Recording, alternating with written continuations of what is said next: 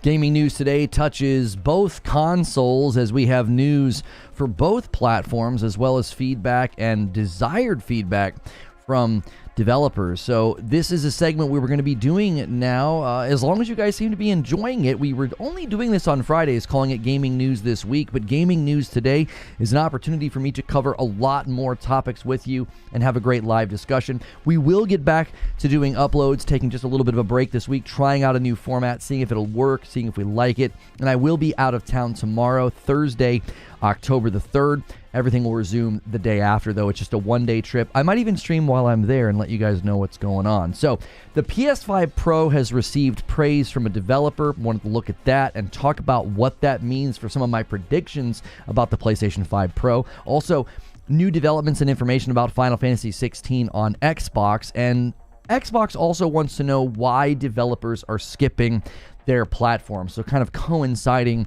with the fact that we are seeing certain games maybe coming or maybe not coming to the platform, and they are putting out research, and I'll walk you through why they're doing that. We also have good news about Hi-Fi Rush 2 after hearing some seemingly not so great news about Hi-Fi Rush 2 just yesterday, and the entire timeline of the incredible Concord flop. We now can make sense of why people were claiming that the game cost $400 million. You'll be surprised to know where some of that money came from, because most of it didn't even actually come from Sony. Incredibly interesting information coming from Colin Moriarty over there at Sacred Symbols, so thank you, Colin, for his diligence. I'm going to give you guys the breakdown of what happened. And then I have 4 games to put on your wish lists and your radar that are coming this month.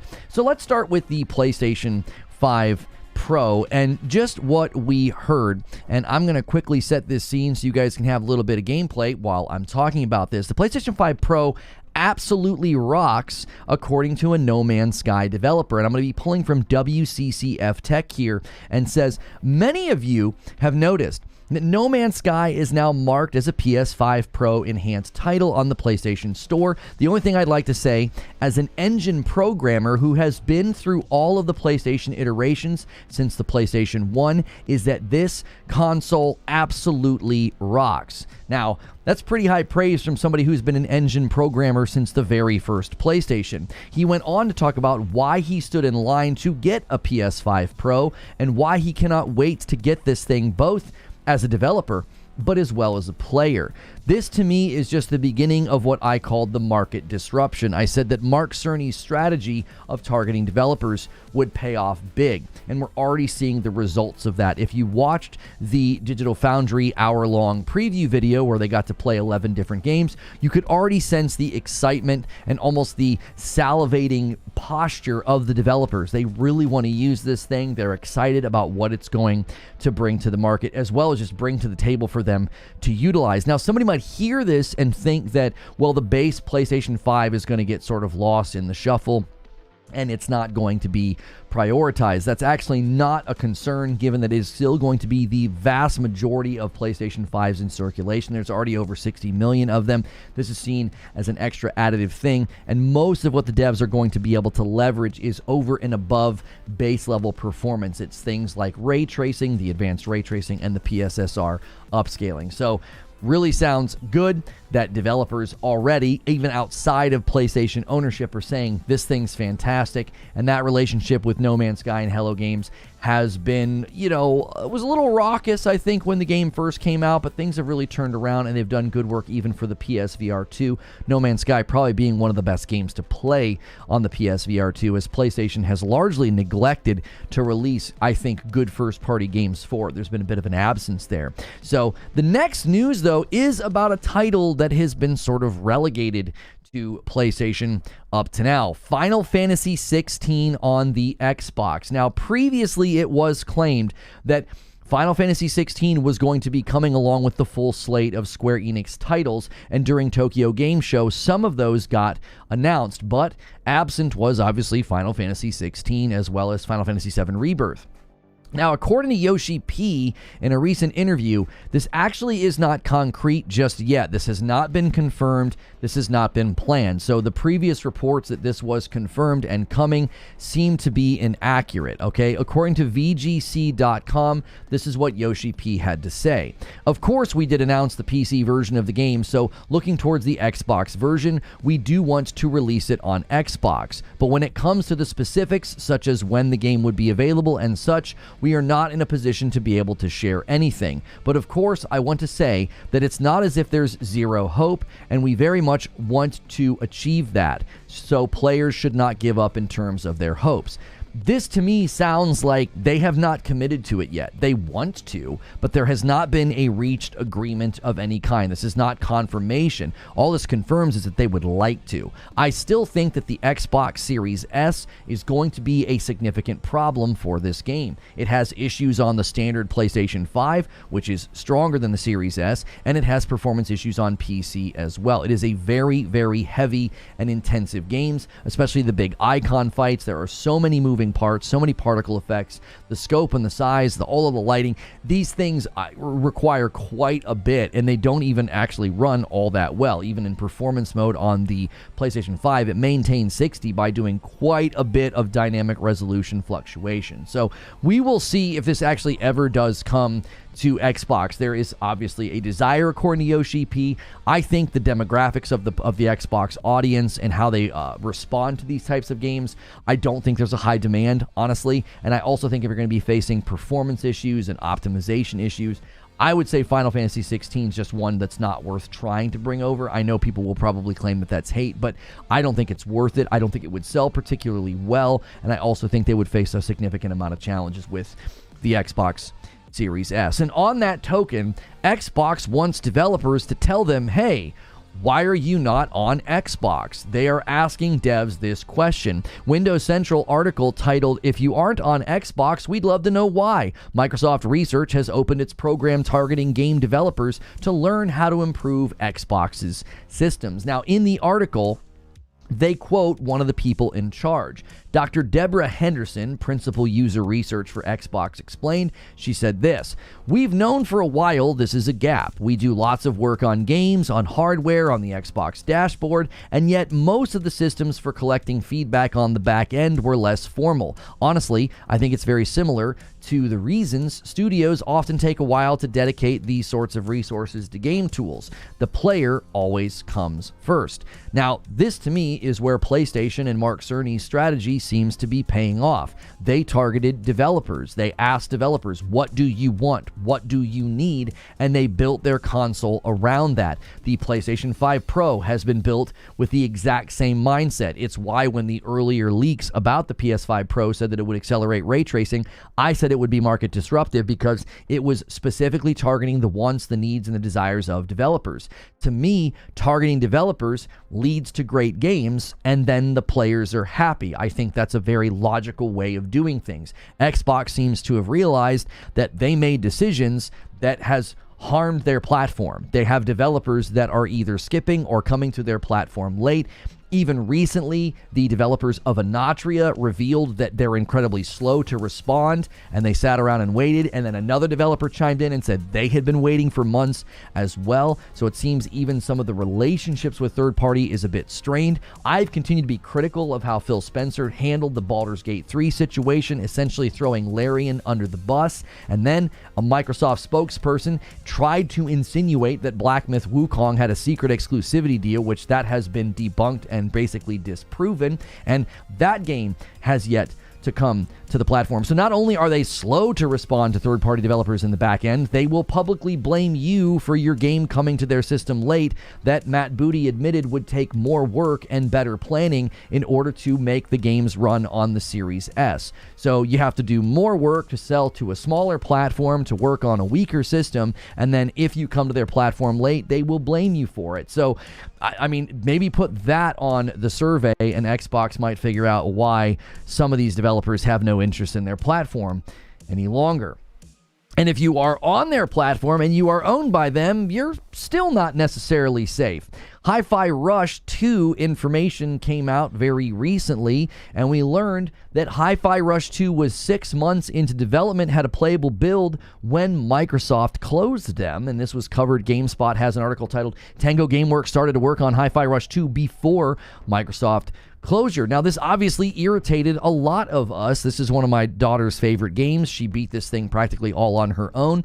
I picked it up when it came to PlayStation and was actually surprised how much I was enjoying a rhythm game. This is one I've planned to go back to and finish. It's in the backlog, and I was pretty irritated. It's like, this is one of your best games. I argued that it was the best game that came out that year. It had the best scores compared to Redfall, Starfield, and Forza Motorsport, and then they closed the studio down, which didn't make a whole lot of sense because the operating costs of that studio weren't very good. But if you look at the leadership and what happened at Tango, basically as soon as people could leave after the Microsoft acquisition, they left. And then that was sort of some of the reason why they were closed down. Microsoft is acidic to creative process. People don't want to work under them. I believe you're going to continue to see people leave being underneath Microsoft. We even saw recently another person from 343 who used to be there said the contract policy was the single biggest reason that Halo Infinite ended up the way that it was. I have said this for years and have always been accused of just being hating. It's like the issue is Microsoft. So you have talent exodus at Tango Gameworks after the Microsoft acquisition. Like as soon as you can leave, as soon as your contract's up,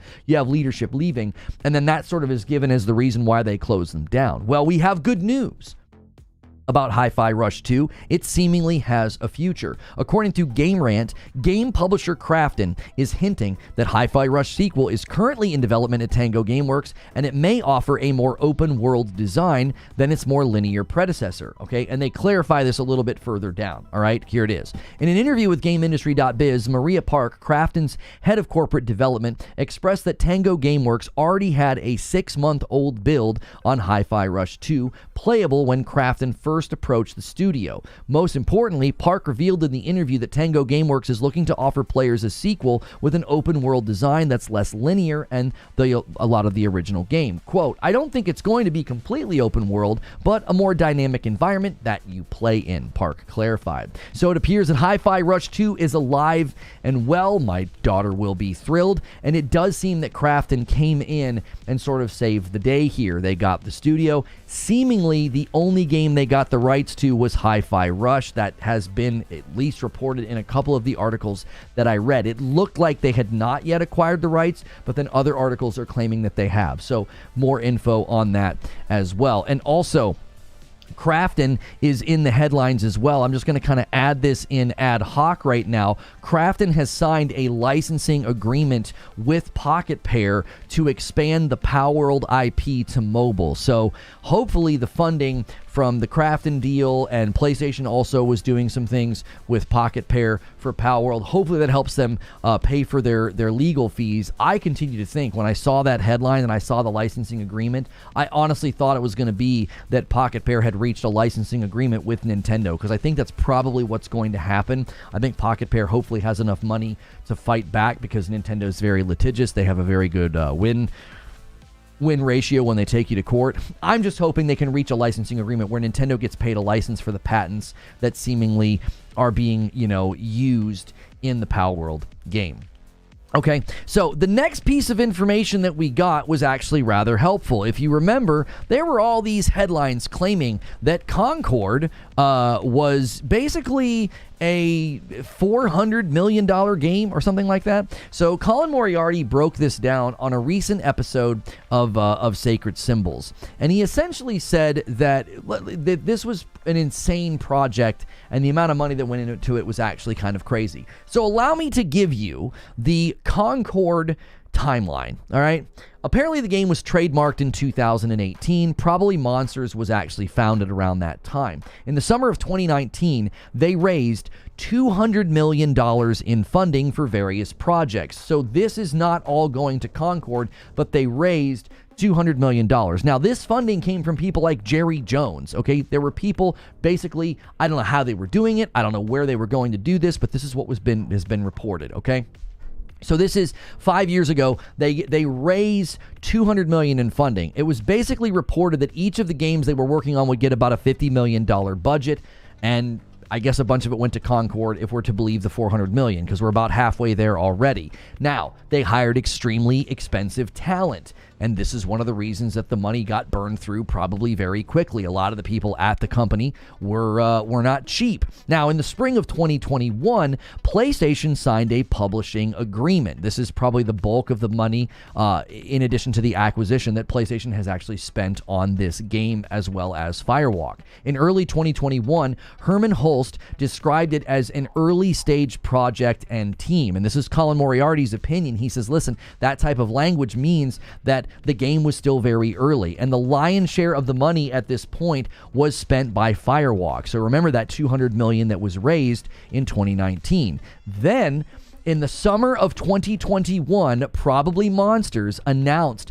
that they acquired Series A preferred stock financing totaling $250 million, the largest Series A funding in the history of the video game industry, according to Colin Moriarty. Now, they sought this money after the publishing agreement with Sony, so we're now well over $400 million, and I believe this is where that total came from when it was originally reported about a week ago. Now we're looking at a 9-figure spend from Probably Monsters on the Project Concord. This means PlayStation spent far less. The publishing deal was probably not that much, and then there's what they spent to acquire the studio. So the big question is, where did all of the money go? It could not possibly have all gone just to Concord.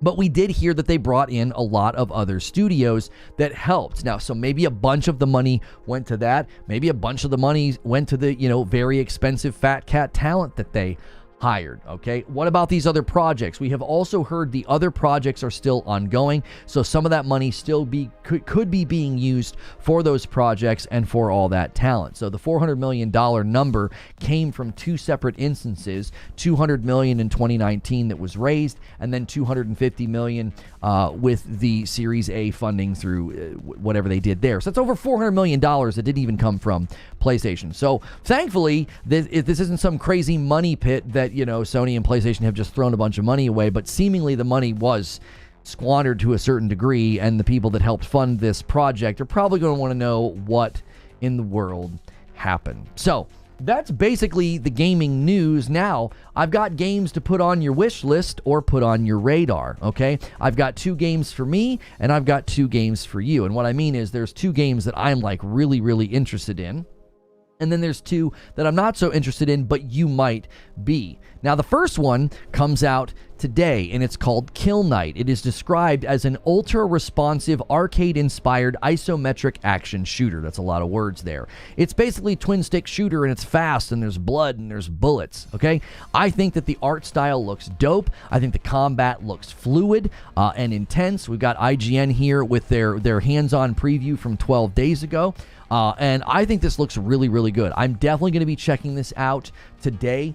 This is a great opportunity for me to tell you that you should consider becoming a member here. If you're at Member Plus or VIP, that's typically when I show off lots of different games, because it's difficult for me to do that in the live environment. We're primarily a talk show, but for those that support the channel directly, I create extra content for. So consider doing that, or consider upgrading to Member Plus and above if you want to check out Kill Knight. It is available on all platforms today. Well, I don't know if it's on the Nintendo Switch, but I do know it's multi-platform release. Now, the next title that's coming out this month is Silent Hill 2, releasing on October the 8th, and I actually think that this game continues to look better and better. Some of the early looks were incredibly rough. They actually said that one of the pieces of footage that was shown at one of the events was actually very, very old footage, and this is one of the reasons why planning showcases, I think, is difficult, because I think what ends up happening is they have to basically book everything out and send out a bunch of feelers to who wants to be involved, who's got stuff ready, who has B-roll, who has demo footage, whatever, and you end up sending footage of rather old builds. Like, you've got stuff that you might be just sort of shopping around internally to showcase and get feedback on, and then that ends up in a showcase. So I actually think the footage of this game looks better and better. It did look initially rough, but now the tone, the vibe, the glass, the faces, I think it's very, very promising. So I'm 100% going to be checking out Silent Hill on October the 8th. And then I forgot to grab a trailer for this one, but Metaphor, I actually think this is going to be the last game with the potential to disrupt the Game of the Year conversation. It releases October 11th. We're already hearing that it's getting very, very high praise from Famitsu. This is one of the other games I think it's going to get very, very high scores, both on OpenCritic and Metacritic. That's not the only thing that determines Game of the Year, but typically if you go to OpenCritic and you see a game in the high 80s, low 90s, it has a very good chance, because to get that score, a lot of people had to give your game a very high score. So I think Metaphor is going to be one of the last games this year to really disrupt the conversation about Game of the Year. Now, some people might think that this last game I'm putting on your radar could also do the same. Dragon Ball Sparking Zero also comes out on October the 11th, and it honestly looks crazy, okay? I'm not into these games, all right? But I think the fans are going to come out of their skin for this. It was higher than Call of Duty Black Ops 6 on PlayStation for pre-order, so this thing is already seemingly making waves, all right? It's going crazy. So people are very, very excited for this one. This is another one that maybe could sneak into the Game of the Year discussion. I don't know. Fighting games typically struggle to get into the Game of the Year discussion. Driving games similarly, as well as sports games. They tend to not get into the Game of the Year discussion. That largely is because a lot of outlets won't review games if they don't have somebody who is sort of into fighting games or into driving games or into sports games. So sometimes you just won't have enough outlets, because there's a game called Satisfactory that has an incredible score on OpenCritic and it's gotten a lot of praise, but it only has like 12 official reviews. So that means quantitatively there just won't be enough outlets to vote for certain games, and that could be something that keeps a game like Dragon Ball out of the running. I imagine it will get nominations at the Game Awards, though, just based on everything that we're seeing. It looks like very, very quality piece of work. So those are the games to check out. I like to include games at the end just to put on your wish list and put on your radar. So there you have it. There's probably some things that I missed, but the PS5 Pro praise from a dev, Final Fantasy 16 maybe or maybe not coming to Xbox according to Yoshi P. Xbox also wants to know why devs are skipping Xbox. Feels a little bit too late given how they've treated their own developers as of late, which was related to the Hi-Fi Rush 2. Good news. And then we got the entire timeline of what happened to Concord and where that $400 million number came from. Well, it didn't come from PlayStation, and the people that it came from are probably wondering what happened to all that money. So if I miss any stories, also Palworld getting a mobile port thanks to Krafton, the same company who bought Hi-Fi Rush developer, Tango Gameworks. Krafton seemingly coming out of nowhere and kind of playing the hero role all of a sudden. So if there's any stories that I missed, bring them up now, because that's all the stuff I have for you. Now, what do you have for me? What do you want to talk about? What do you want to discuss? Out of all the things I just outlined, feel free. This is a bit more of a free flow format. And also take a quick second to smash that like button. There's a bunch of you here. We're on the way to having about 600 viewers, which is just incredible for this new format. And let me thank all the people who are already gifting members and who are already doing crazy stuff for us. The first 5 bomb of the day, Han shot first, and so did you. Siege Master gifting 5 members. Thank you so much for being the first shot of the day, just like Han. And let's get the goal up there. You guys are a little bit behind on pace, but we can certainly catch back up. A single comes in from DK Beggar, and a single comes in from Joker Quinn, and that takes us to 136. And then Michael McDonald with 14 months and a member plus says the Metaphor demo was cool. It's Persona set in a Game of Thrones type story, and that takes us up to 137. And then a number member plus renewal takes us to 138 from Tamer Spoon 3. Guys, remember, if you have a membership renewal, that counts in the goal. So celebrate those VIPs, celebrate those member pluses, and thank you so much for being here this morning. Have you seen IGN's PC build that's supposed to be a PS5 Pro equivalent? They fail miserably. I'm really not sure why people continue to do that. I don't know why they continue to just make absolute buffoons of themselves. Like, just admit that you can't do it. You can't. And again, I want you guys to continue to do that. Anybody who actually is invested in this conversation, just continue to ask the outlets and the YouTubers who claimed they could build a PC equivalent, tell them to build it, spend the $700, and then compare its performance to the same exact games on the PS5 Pro. Run Horizon Forbidden West and Ratchet. Those are real easy games to run benchmarks on. I want to see these amazing $700 rigs.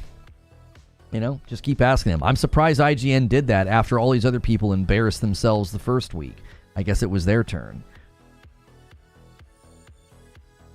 Concord and the Cowboys made it to the playoffs and fall flat. Yeah, I mean, $200 million. They raise and they get funding up to $200 million, and then they get another $250 million later, and none of that comes from PlayStation. It's all from external. It's like, what in the world? How do they even manage to do that? What were they telling these people? Yo, Basido renews their VIP and gets us to 139. Thank you so much, Basido. Director of Bloodstained 2 has stepped down after cancer diagnosis. Oh, that sucks. Yes, let's get Link to read Lono to read everyone's chat messages publicly so we can all sue him when he has money living that lavish lifestyle. That's right. Do we know when the Pro pre-orders will ship? Are they arriving on the 7th or shipping on the 7th? Typically, they will ship and arrive on the 7th for stuff like that. Now, sometimes you'll be unlucky and you won't get yours on that day, but that's what's supposed to happen. The Dragon Ball fan base is absolutely hyped about Sparking Zero. My buddy is looking to get a PS5 finally just to play this game. Sparking Zero is the number 1 top seller game on Steam. It's not even out yet. Yeah, it's sitting above Throne and Liberty and Space Marine 2 and some other another Warhammer game, Rogue Trader. Yeah, I mean, that game didn't come out of nowhere. It's been hyped and exciting for a while. Every time the trailers came on, you guys kind of went crazy during a couple of those shows that we watched. But I'm just like, wow, this is not. I didn't expect it. Do you guys think a fighting game can get a Game of the Year nomination though? Like, I don't know. I feel like they always have that working against them. That like there'll be enough outlets that just don't really pay any attention to it, or they don't really have a catalyst to enjoy it. Like, they could play it and tell you about it, but if they're not a fighting game player, like, I'm not a fighting game guy. Like, I couldn't play Sparking Zero and even give you the remotest amount of feedback on it. Like, yeah, it was cool. I don't know. With the amount of excitement surrounding it, I wonder if I bet you it ends up getting some nominations, but I don't know about Game of the Year. Walmart told me the estimated date was November the 12th, and the Best Buy said it could arrive as early as the 7th, so I canceled my first one and went with Best Buy. It'd be lovely to have it for the long weekend. Oh, for sure. I mean, PlayStation Direct, I don't know if it even said on the order what their plans were. I thought they tried to get it to you, like, on the release date. Doesn't fighting games have their own category? Well, they do, but so do RPGs, and RPGs end up winning Game of the Year, right? Like, there's multiple categories. Yo, Nerd Mother with 35 months, almost 3 years. Guys, make sure that you're upgraded to Member Plus. That way your renewals can hit the goal. Anytime you guys upgrade, I count it as 2, because we are trying to get to that milestone. We're trying to get 600 people at Member Plus and above. We're at like 560 right now. We're about 40 people away. I do have an extra Astrobot controller we were going to give away when we hit that milestone, as well as do like an IRL stream to celebrate. So continue upgrading those memberships. If you're like, hey, I can't, I'm really thankful to have a gifted, that's exactly why we ask people to pick up their own, because there's a lot of you that can't, and it makes room for the folks that can't get their own memberships right now. PlayStation Direct usually ships a day or two before release date so that you get it on the release date. Yeah, I feel like I got my Portal on release date. Yo, my man Insomniac Black with a VIP adds to the total, gets us exactly 10 away from the next milestone of 150. I said 150 and typed 150. We just need 10, and I'll owe you guys 5 members. He says, to add context to why people like myself are going crazy over Sparking Zero, there hasn't been a true sequel to the Tenkai series since 2007. We've been begging for a sequel for years. Yeah, man, Dragon Ball fans are, man, y'all are kind of crazy, you know. Y'all go hard for some Goku, man. When I was in high school, I never watched Dragon Ball, but I thought the artwork was cool, and I always thought Trunks was like the coolest character, like his jacket and his sword. I thought he was cool. Is there one game franchise that can? It's Dragon Ball, especially with Toriyama, the creator of Dragon Ball, passing away this year. Dragon Ball is Star Wars levels big now. Yeah, I mean, I'm not against it getting a Game of the Year nomination. I just feel like historically, it's really, really hard for certain game genres to crack in to the Game of the Year conversation. You know, I'm not saying it can't. I think it could, but I actually think Metaphor is going to be the last game to disrupt that conversation based on everything I was hearing up to now and what we're already hearing from like one of the first reviews. Dragon Ball is my childhood. I'm 33 now. It's just crazy. It's still in my heart. Yeah, man. I graduated from high school in 2000, so I've been out of high school for 24 years, and I mean, I still remember all of my friends just loving Dragon Ball Z, and I just could never get into it. Future Trunks is definitely awesome, one of my favorites. Can't wait for Metaphor, though. The demo is amazing. Yeah, the feedback on the demo has been mostly positive. There were a couple people that said, it was fine, but pretty much everybody that's come in here to talk about the demo has been just nothing but high praise. Last year, Street Fighter got a 92 on Open Critic, and it couldn't crack the Game of the Year noms. Last year was really tough, though. Last year was really, really tough, dude. You got Baldur's Gate, you got Mario, you got Zelda, you got Spider-Man. Yeah, I mean, you might argue that it should have been up there instead of there was a remake up there, wasn't there, with Resident Evil? Yo, Mike with a gifted member, thank you so much. Many hands make light work. You guys are going to need it to get to the goal this week. We're a little behind. Thank you, Mike. Gifted a member. It goes to Will Broke Boy Lewis. I played the Metaphor demo. It's a day one for me, says Wheezy. Yeah, it's like the Persona games, isn't it? I know people go crazy for the Persona games. I'm just not a turn-based guy, but that Expedition 33 game might turn me into one. I used to not like rogues, and now I can't get enough of them, so. True JRPG fans love Metaphor. I don't think you need to qualify like what type of fans. I mean, it seems like people just like it because it's a good game. Lone Wolf says, I just got into Dragon Ball, and it's the perfect time for new fans. We have this game, and then a new anime, and I'm going to be eating good, says Lone Wolf. It's a mix of Persona and SMT. And another one comes in from the official tribe. Little bit of a single gifted train could be starting. You guys have done this before. Thank you so much for doing that. The official tribe. Playing the demo right now. It's so fun. I secured my collector's edition for the PS5 months ago. It's a mix of Persona and Shin Megami Tensei. Oh, that's what SMT stands for. Yeah, I'm super not connected to that world. Hey, if you guys are just tuning in, thanks so much for being here. Welcome on in. We're talking variety gaming news. Anything going on in gaming news, bring it up. Ask me about it. We talked about high praise for the PS5 Pro from a developer. Final Fantasy 16. Is it coming to Xbox or not? Xbox is also sending out surveys. They want to know why developers are skipping their console. We got good news about Hi-Fi Rush 2. It seems to still be coming and be in development. And then we got the entire timeline of the Concord game flop. So if you missed any of that coverage right at the beginning of the stream, feel free to ask me about it. And Delta Boss with the 5 bomb adds to the member train, but he adds a little more. He says, I'll see your singles and I'll raise you a 5. 147 on the week. Thank you so much, Delta Boss. Those 5 bombs add up quick, guys. Do not hesitate to think that you can help. These guys that drop the 50 bombs and 20 bombs, we love them, but I don't expect that from everybody, man. That's just ridiculous. These guys go crazy.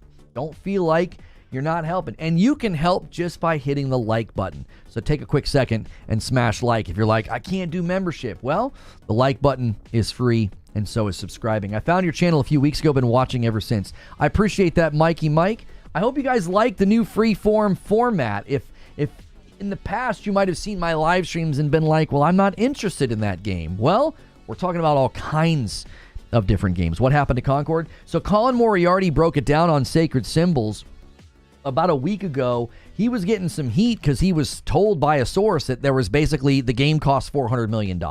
Joker Quinn gifts a member and keeps the member train going. Thank you so much, Joker Quinn. Keep it going, boys. Let's catch back up to where we need to be. So basically, Colin Moriarty breaks it down, and he says, you know, listen, okay, I was told $400 million. He's like, let me break down where that number came from. So in 2019, they secured like $200 million in funding. Some of the money came from even like guys like Jerry Jones. So it seemed like some, you basically go to a bunch of people who have the money that they want to spend, venture capitalists, angel investors, whatever, and they procure like $200 million in funding. Then they enter into a publishing agreement with PlayStation. This is before they're even acquired. After the publishing agreement, they secure like Series A funding, stock something for $250 million. So now they're over $400 million. PlayStation hasn't even acquired them yet at this point. And the member train continues to go. V-Game Veteran has gifted a member, and so has Scott Woodford. And you guys hit 150. Every 25, I gift 5. So I now owe you guys some members. Let's crack them off. So basically, the $400 million came from that. And I don't even think all $400 million was spent on Concord. I think the company has at some level received funding up to and above $400 million, and a significant amount of it was spent on Concord. At one point in time, it was reported by Moriarty that every project was supposed to basically get $50 million. It seems Concord got quite a bit more than that. He attributed some of this to the fact that they hired very expensive talent. He attributed some of this to the fact that, like, I think in the reporting that he did in the past, I don't want to misquote him, but I thought he said they brought in a bunch of other studios to help. They basically contracted studios to get this thing out the door because it just wasn't ready. So for whatever reason, this thing became a money pit. And a lot of people thought, oh my gosh, PlayStation, how dumb could you be? How could you possibly spend $400 million on one game? It's not quite that. It's not quite this idea that they spent $400 million on Concord. It's that $400 million went somewhere and we're not really sure where right now. So that's the Concord story. FF16 will be perfect with the KFC console. It'll be frying. If it'd be frying fried Groot. Yeah, I have a lot of doubts about Final Fantasy 16 coming to Xbox. It was said to be confirmed, and then Yoshi P was basically like, we hope to do it. That's not confirmed. That doesn't even sound like an agreement has been made. Sorcerer with a VIP renewal bumps the line by 1, and that's Agents of Chaos. That takes us up to 151. The next milestone now being 175. Keep it going, boys. GTA 6 will be remastered for the PS6 too at this rate. I'm not sure why you're talking about that. Are you making a joke about GTA, or are you making a joke about PlayStation? I'm not sure. I'm sure some of that 400 messages. Can't wait for the PS5 Pro, says Jay Skinu. Cars are expensive for CEOs, but this wasn't Bungie. This was a different company. Probably confirmed it. No, Jez Corden was the one that said FF16 was coming and that the whole slate was coming. And everybody gave him grief because it wasn't announced at Tokyo Game Show. And he's like, I didn't say it was going to be announced at Tokyo Game Show. He's like, I said that they were coming. But then Yoshi P seems to indicate that it hasn't even been, it's not official yet. They want to, but it's like, he's like, don't lose hope. We want to. That doesn't mean it's coming. That sounds like they have a desire to. I'm telling you, I think the Series S is a huge barrier. Yo, from Scotland. Hello to Scotland. GC Plug says, I found it weird that they didn't even announce FF7 Remake or Rebirth at TGS, not even 16. Like, they just dodged the whole thing. Listen, I'm going to tell you what I think happened. Let me give you my theory on what's going on with Square Enix and Final Fantasy and Xbox, okay? I believe there are conversations happening. I believe there is an interest in bringing FF7 Remake, Rebirth, and FF16 to Xbox. Isn't Remake already over there? I'm sorry. No, Remake was on the PS4. I was going to say, because I know the Remake was on a larger footprint of console than Rebirth and FF16. So I think there's a conversation happening where there is an interest in bringing FF7 Remake, Rebirth, and FF16. I don't think they've come to an agreement, because I'm here to tell you, specifically with FF16 and Rebirth, the Series S is going to be a problem. It just is. The PlayStation 5 doesn't even run, the base PlayStation 5 doesn't even run Rebirth and Final Fantasy 16 that well. And that's a stronger console than the S. Like, it stands to reason that if the developers of Final Fantasy 16 squeezed the ever-loving life out of everything they could get out of the PS5, it's going to be really difficult to bring all that down to the S. Like, I criticized Final Fantasy 16 for that. They talked about, like, we're really going to show you the power of the PlayStation 5. And I was like, really? With a performance mode that doesn't even maintain 60 when I'm in town? That doesn't show me the power of the PlayStation 5. I'm still not happy about that. They were walking around puffing their chest out talking about, Final Fantasy 16, the PS5. If that's happening on the PS5, then what on earth, how are you going to get this game to run on the Series S? It has performance issues on PC as well. It doesn't seem like a game that's going to be that easily brought down and optimized to a weaker system. The Series S is to blame because it's the majority of the Xbox install base. I don't like saying anything about the consumers who bought the S. They bought something that they thought was worth their money, and it turns out it's turning into a bit of a self-made Trojan horse. I said years ago that the Series S was a self-made Trojan horse. I said Xbox has sabotaged their own generation. We're seeing it happen this year more than ever. Baldur's Gate 3 was the first shot across the bow. It was like, oh, maybe this is why first-party games keep getting bumped back, delayed, and launching at 30 FPS. Maybe now we know, like, why Avowed is launching at 30 FPS. Maybe it's because they're having to deal with the Series S. Maybe now we know why, whenever they acquired Bethesda, they sent a bunch of engineers to help Bethesda with Starfield. Why? Because they were trying to get Starfield to run on the Series S. There'd be no other reason to send a bunch of engineers to Bethesda. They don't need Xbox's help. How long have they been around? They're hey, can you help us with our game? I'm telling you, the Series S is a self-made Trojan horse. Xbox, we reported on this at the beginning of the show. They're sending out these surveys. Why are you skipping Xbox? You're not going to like the answers that you get, Microsoft. You're not going to like the answers that you get. They're going to say, you guys made bad choices with your hardware. I cannot see Final Fantasy 16 running on the S. I just can't see it. It doesn't run that well on the base PS5.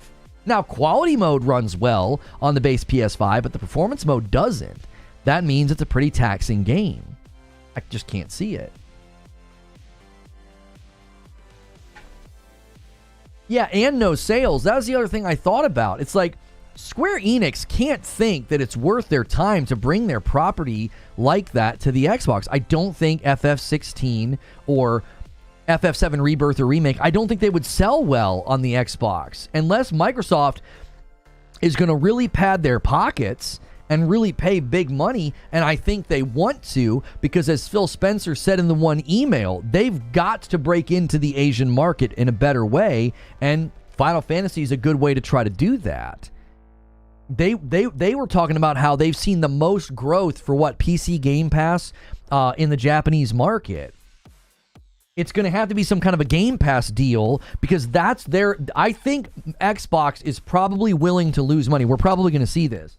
It wouldn't surprise me at all if you see Xbox spending big money for Asian-based games, like games that are more popular in the Asian market, more JRPGs and stuff like that. They're probably going to be spending big money to get games like that on Game Pass. They're willing to lose money on that because they're trying to break into a market where they need a better foothold. So I think they're going to try to use maybe this relationship with Square Enix to build that. Like, hey, we have a library of games that appeal to, because people are going to say, oh, but those games don't sell well on Xbox. Yes, because traditionally Xbox is probably the strongest in the West, and the West and their audience probably doesn't buy a lot of JRPGs, probably doesn't buy a lot of games like Final Fantasy. So you bring it into another market and you say, hey, look at all these great games we just got on Game Pass, and you might start to get conversion rates in the markets that they're trying to break into. I mean, that's a possible theory of what's going on. I mean, that might be why Square's like, hey, yeah, we'd love to do that because you're going to pay us an awful lot of money to do it. And that can fund other projects. This guy on Twitter was saying how the Pixel remasters are doing great at 57 on bestsellers, and you didn't even buy it. Yeah, I saw that. 57 on bestsellers. There's nothing major that has there been any major launches of games on Xbox around the time that Final Fantasy VII Pixel Remasters hit. It's in 57th place. It didn't even crack into the top 25. It didn't even crack into the top 10. Like, it's in 57th place.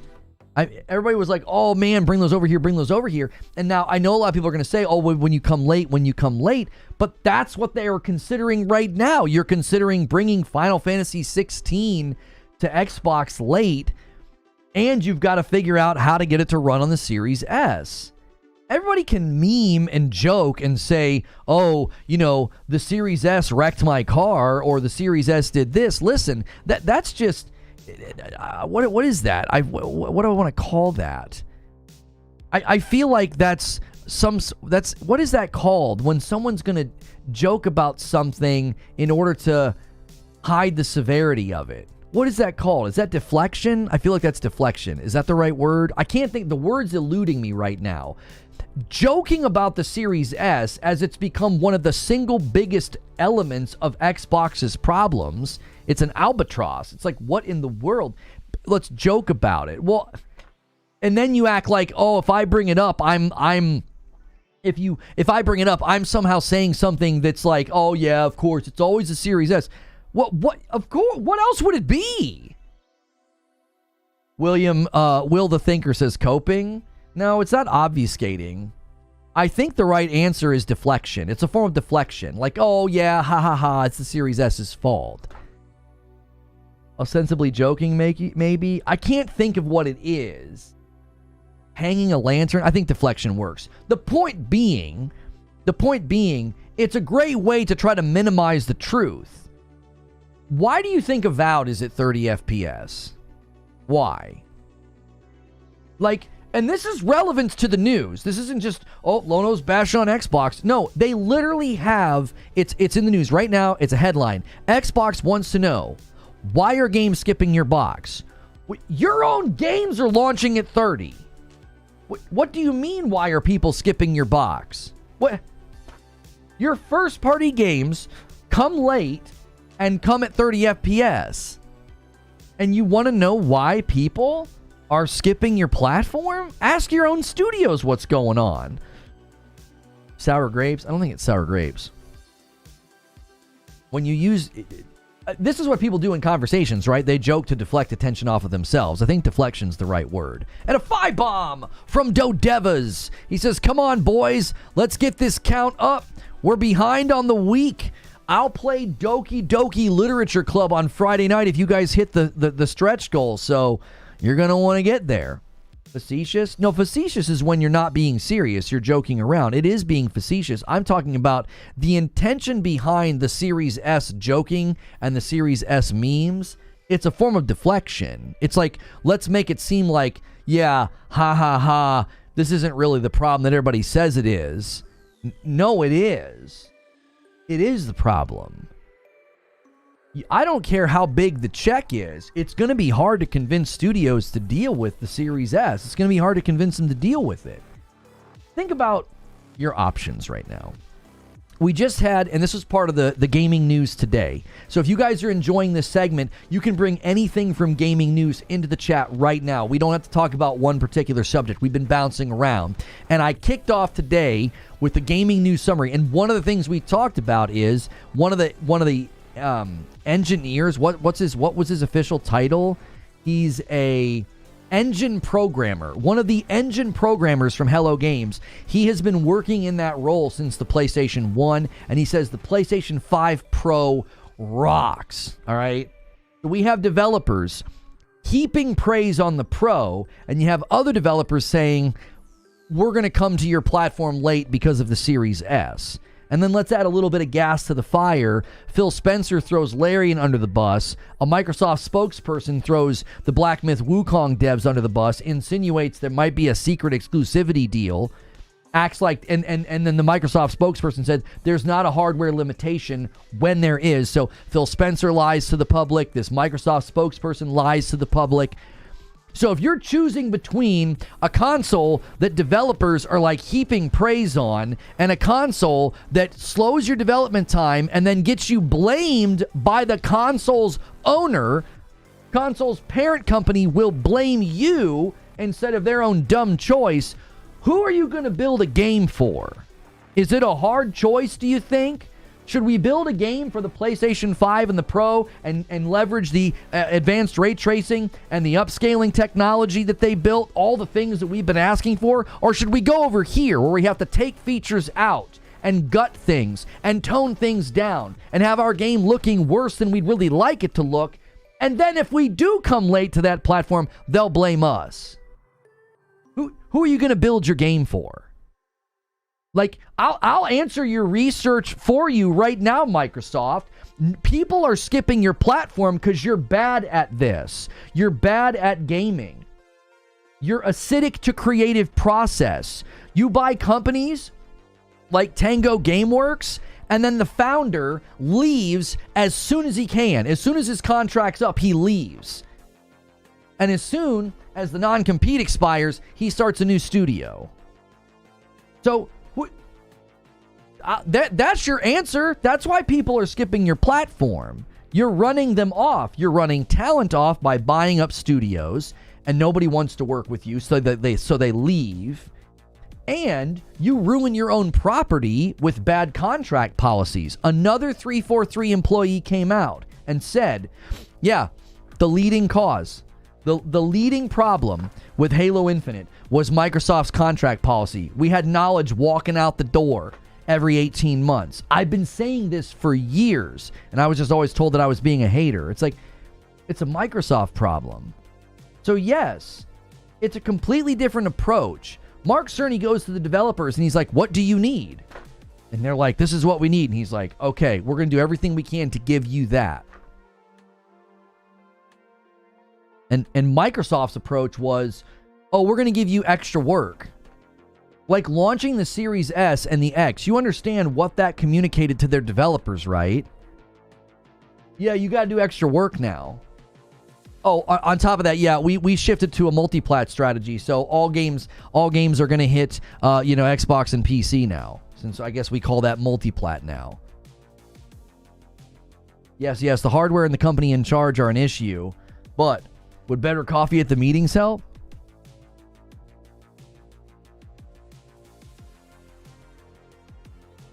They've trained the minimal fan base to wait for Game Pass. What company would want to work with that?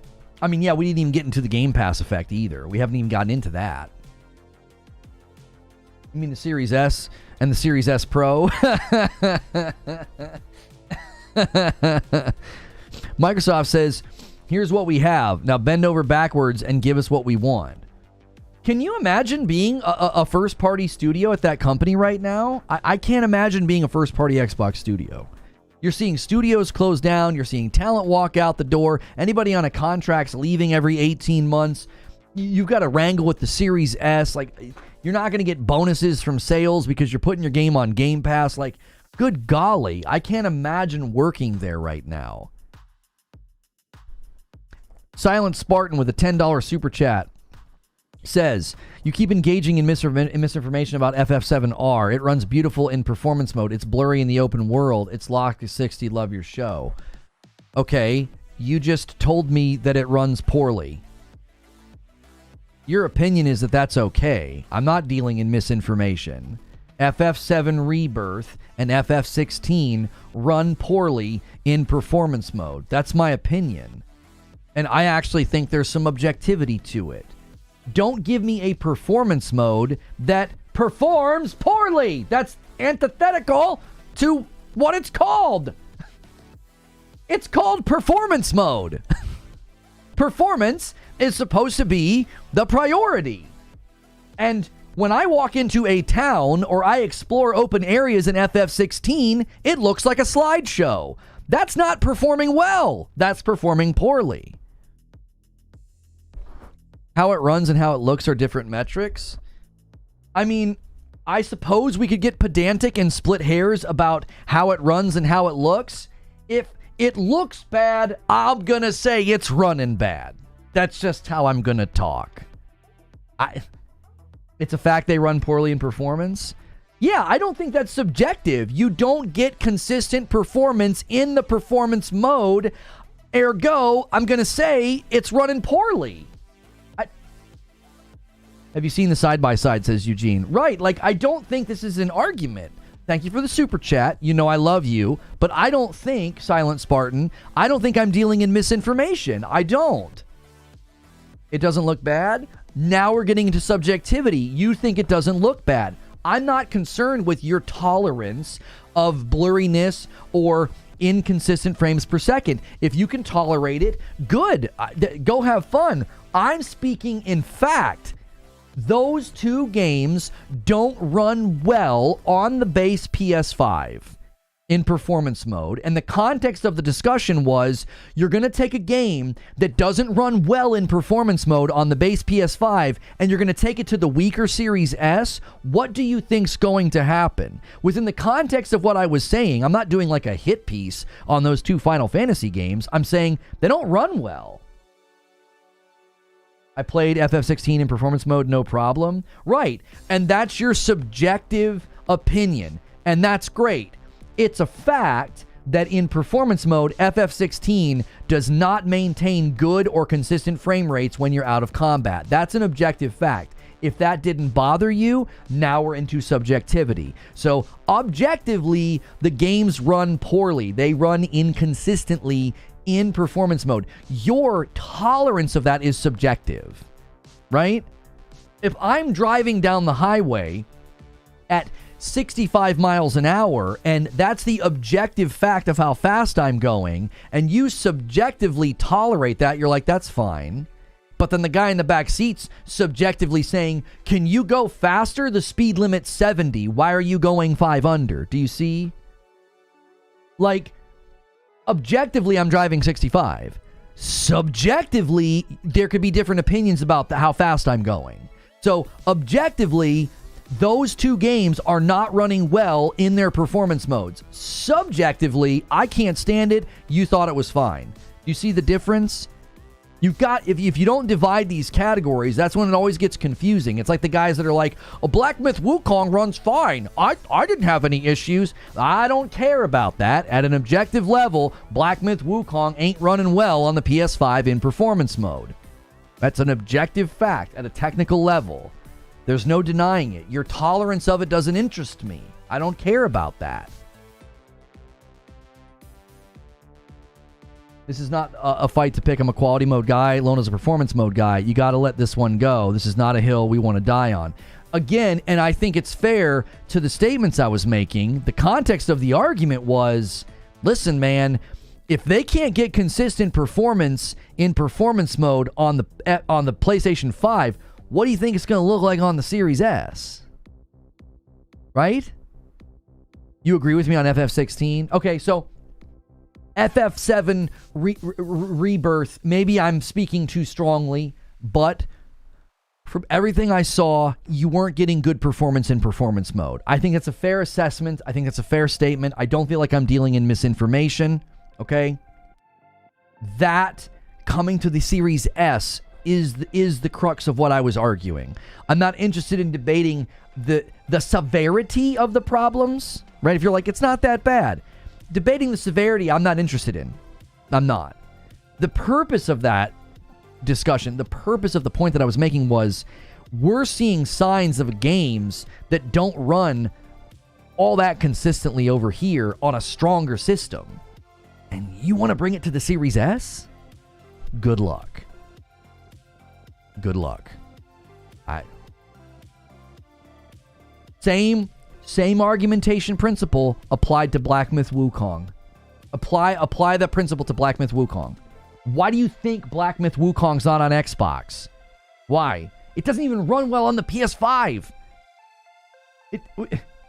There's no secret exclusivity deal. If there's a secret exclusivity deal, PlayStation got ripped off. They got ripped off. They didn't even get a good version of the game.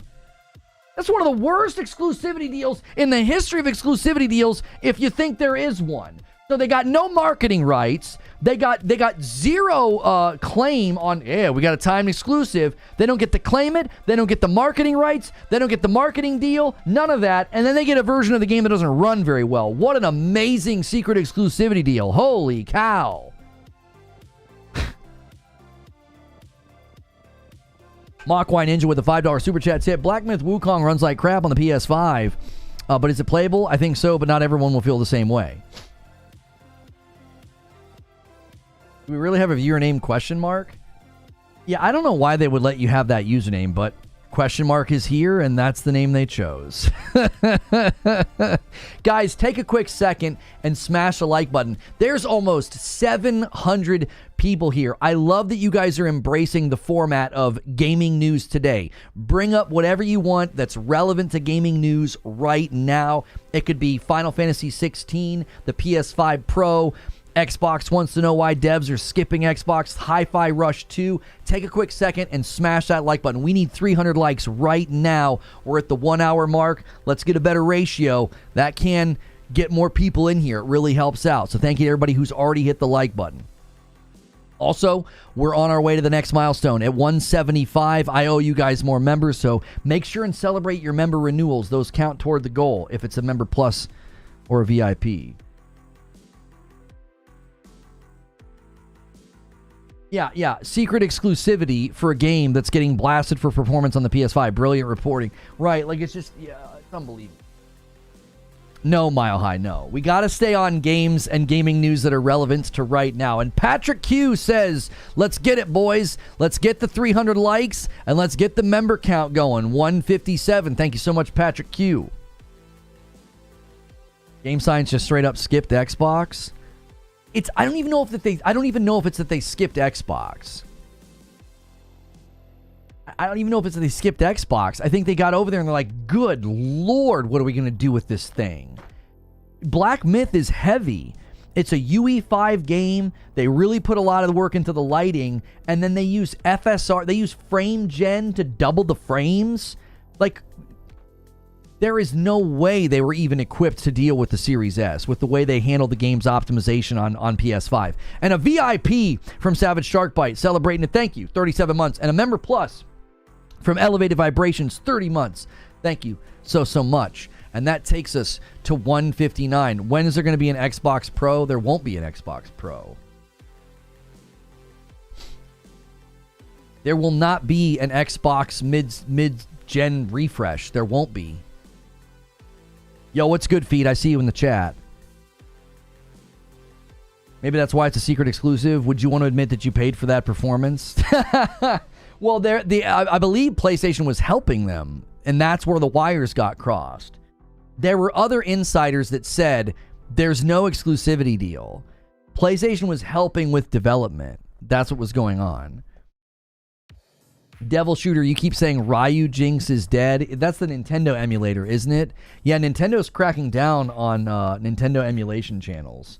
So, I think I said that sometime earlier this year and last year, that these guys are out here bragging about stealing Nintendo games. I wouldn't do that if I were you.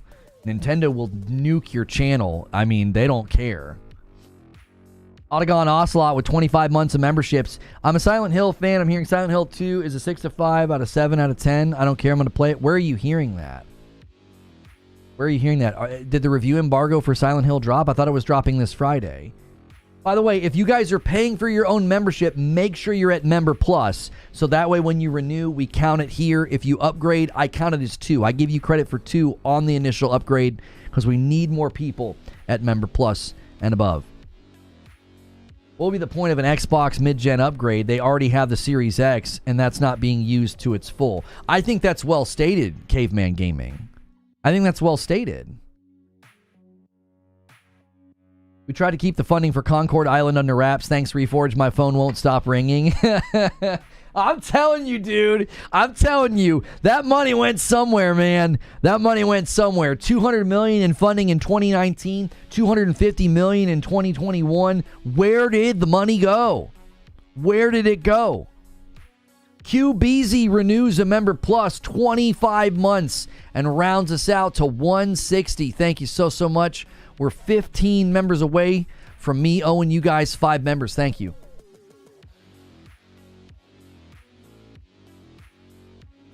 I keep telling the emulator guys to keep things hush. The eye of Nintendo's watching. They don't mess around, dude. I would never mess with Nintendo. I was always nervous to cover their events, man. They don't mess around. They will come for you. Kill Knight is available, guys. I showed this game off. During the open. I will be checking this out later today for Member Plus and VIP members. I do something called the Green Room, which is like a chill time where I get to play games and try things out. So that's a great reason to upgrade. If you're going to become a member and you click join, pick that member tier. Kill Knight just hit Steam. It's looking like it's going to be a really, really fun time. And then I will obviously give you my thoughts on it as well. I know that not all that money went to Concord Lone Wolf, which is an even bigger question of like, where in the world did all that money go? Now, there are still projects that are happening. There are still things that they're working on. So who knows what it could lead to? I mean, we don't know what they're working on. If I was one of the people that helped fund anything over there, I would want to know what's going on.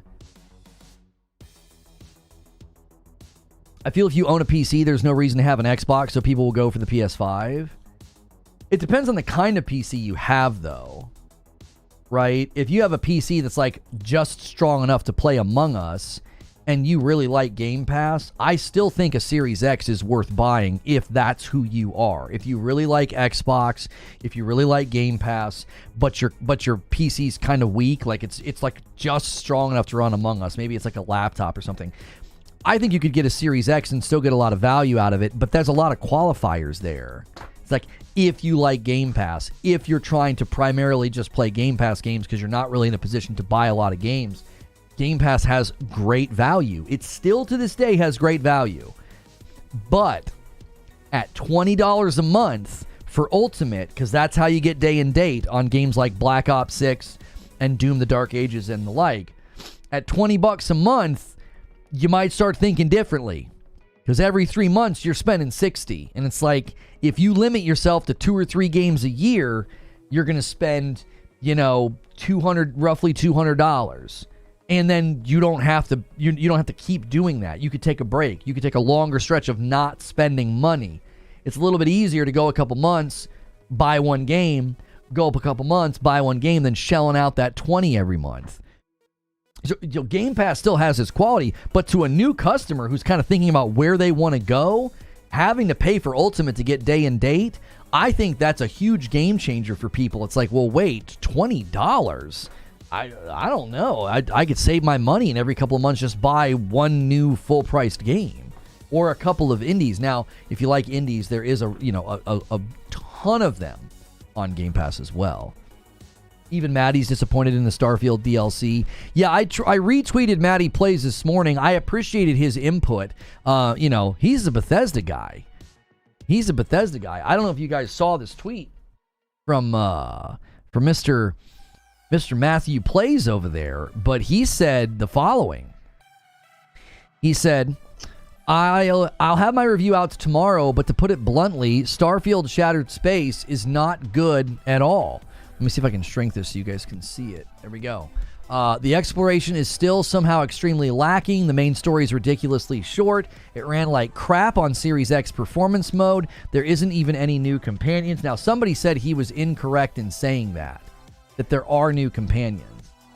Andrea barely reacts to what happens around her despite how the base game builds her story, and the list goes on. I'll go into more detail with the video, but Angry doesn't even begin to describe it. What happened, man? How is this the response to the criticism they faced at launch? Oh, and he does have a qualifier here. To be clear, because I know how Twitter is, I enjoyed Starfield a lot at launch. Did I like it more than Fallout or Elder Scrolls? No, but I put over 100 hours in and was very excited for the DLC. Nobody wanted to champion this more than me. So, I feel like what he's saying really, really makes me glad that I didn't spend any time grinding up to level 35 to play that, because I couldn't bring myself to do it. I don't. As soon as I get into the game world, I told you guys yesterday, I just start to feel boredom. Boredom just immediately washes over me. I'm in the game world for 5 minutes, and I'm like, oh, I don't want to be here. So, hearing from Maddie about Shattered Space, that sounds like those Steam review scores are pretty accurate. If that's where he landed. Have a good laugh. So we have a tweet here saying analysts predict the Xbox Series S will outsell the PS5 Pro. Is he memeing? Like, is he joking around? By the way, Hadigan, you're talking in members chat instead of the live chat. I can't see what you're saying if you're down there. I got to watch the live stream chat in Discord, not members. Like, is he memeing? Analysts are predicting the Series S will outsell the PS5 Pro. I mean, you can't be serious. Like, you think that's a win? He can't think that's a win. Does he think that's a win? Like, analysts predict this team will pass the ball in soccer more than this team will score goals. Like, yeah? Like, what? Those are different things? Like, yeah, the ball's going to get passed in soccer, you know, I don't know, 20 times in a 2-minute period. Yeah, but my team's passing it more than your team scoring goals. What the frick? Right? You're not comparing the same things.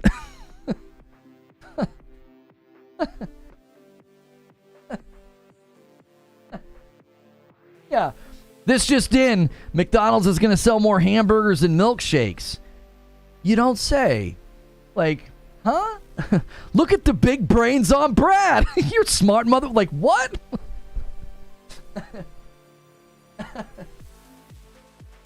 I can't, dude. I can't anymore.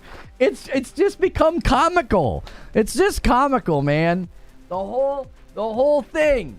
The theater. It's the theater of the absurd. It's like, what are we even doing? I mean, statistics, there's more Series S's in the market than the Series X, so technically on the same logic, breathing is the number one cause of death.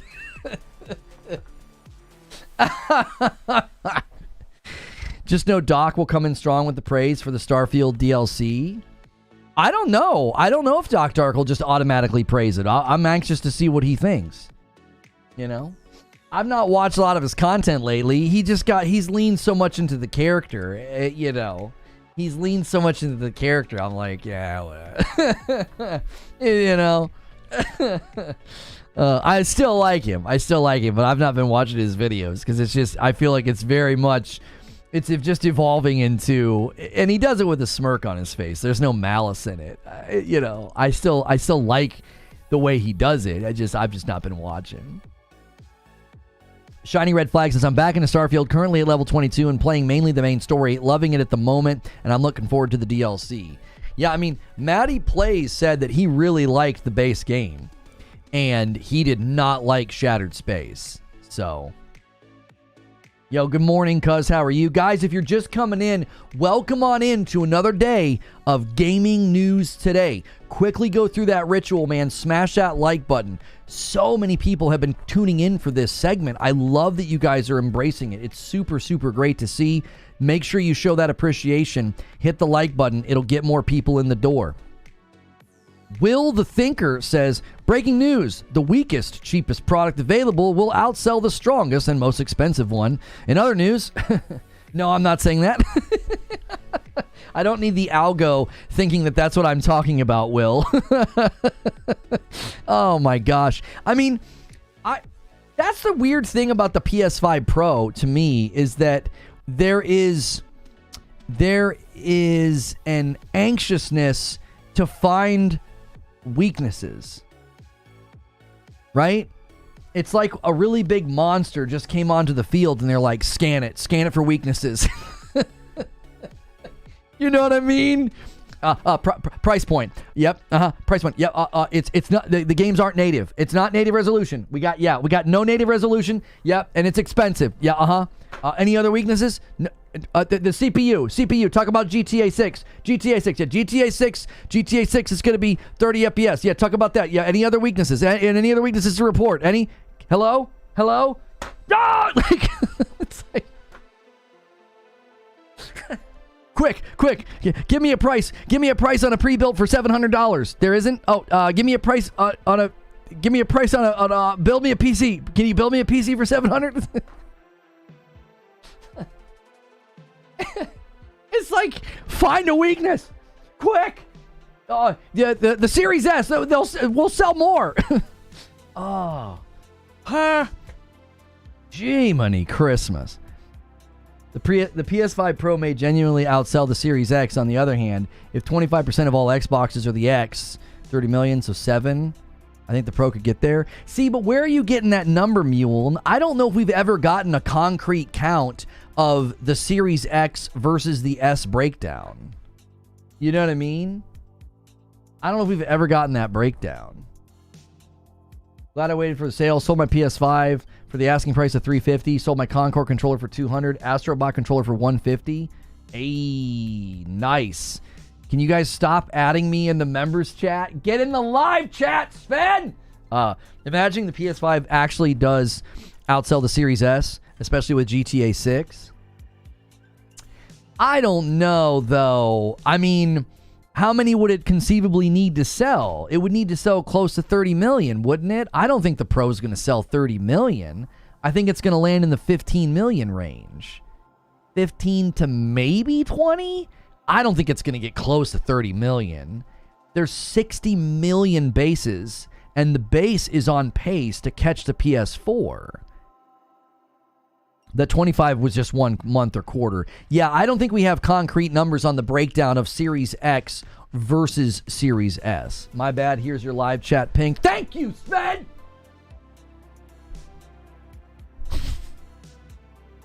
The Series S would be a much better product if it were in the dollar. Oh, stop it. GTA 6 delay on Xbox incoming. Oh, nah. That would be devastating.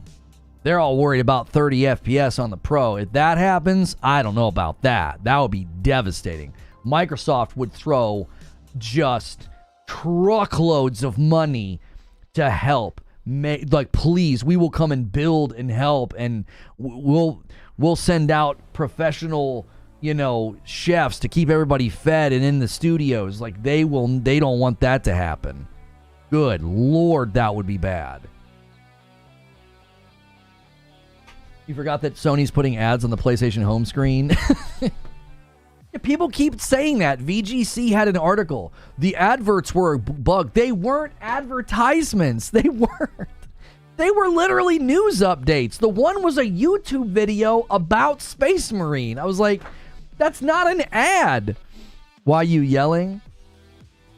I sometimes yell, like, we need 400 likes, give them to me. I'm just kidding.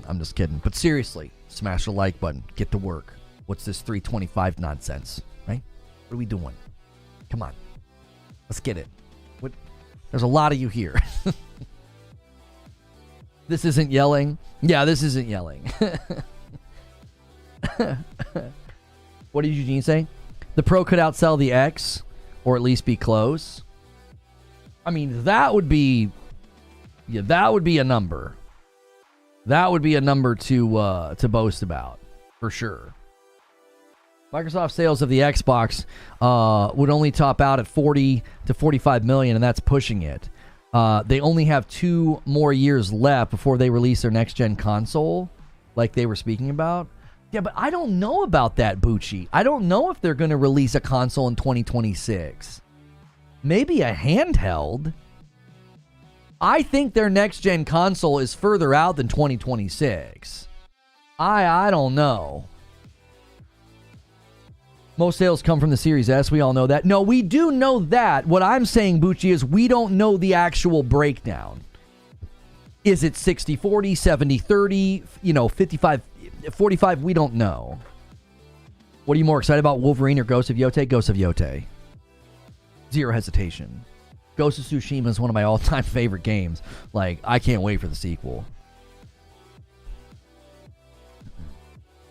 If people are still on the same types of TVs in 2 or 4 years, and they will be, a price-dropped S and X will still be viable products. I don't know if Xbox gets to the 40 million total, says Eugene. Yeah, I mean, their numbers are just plummeting. Their console sales numbers are plummeting. I don't know if they can even maintain a trajectory to 40 million. Jake says Wolvie, and it's not even close for me.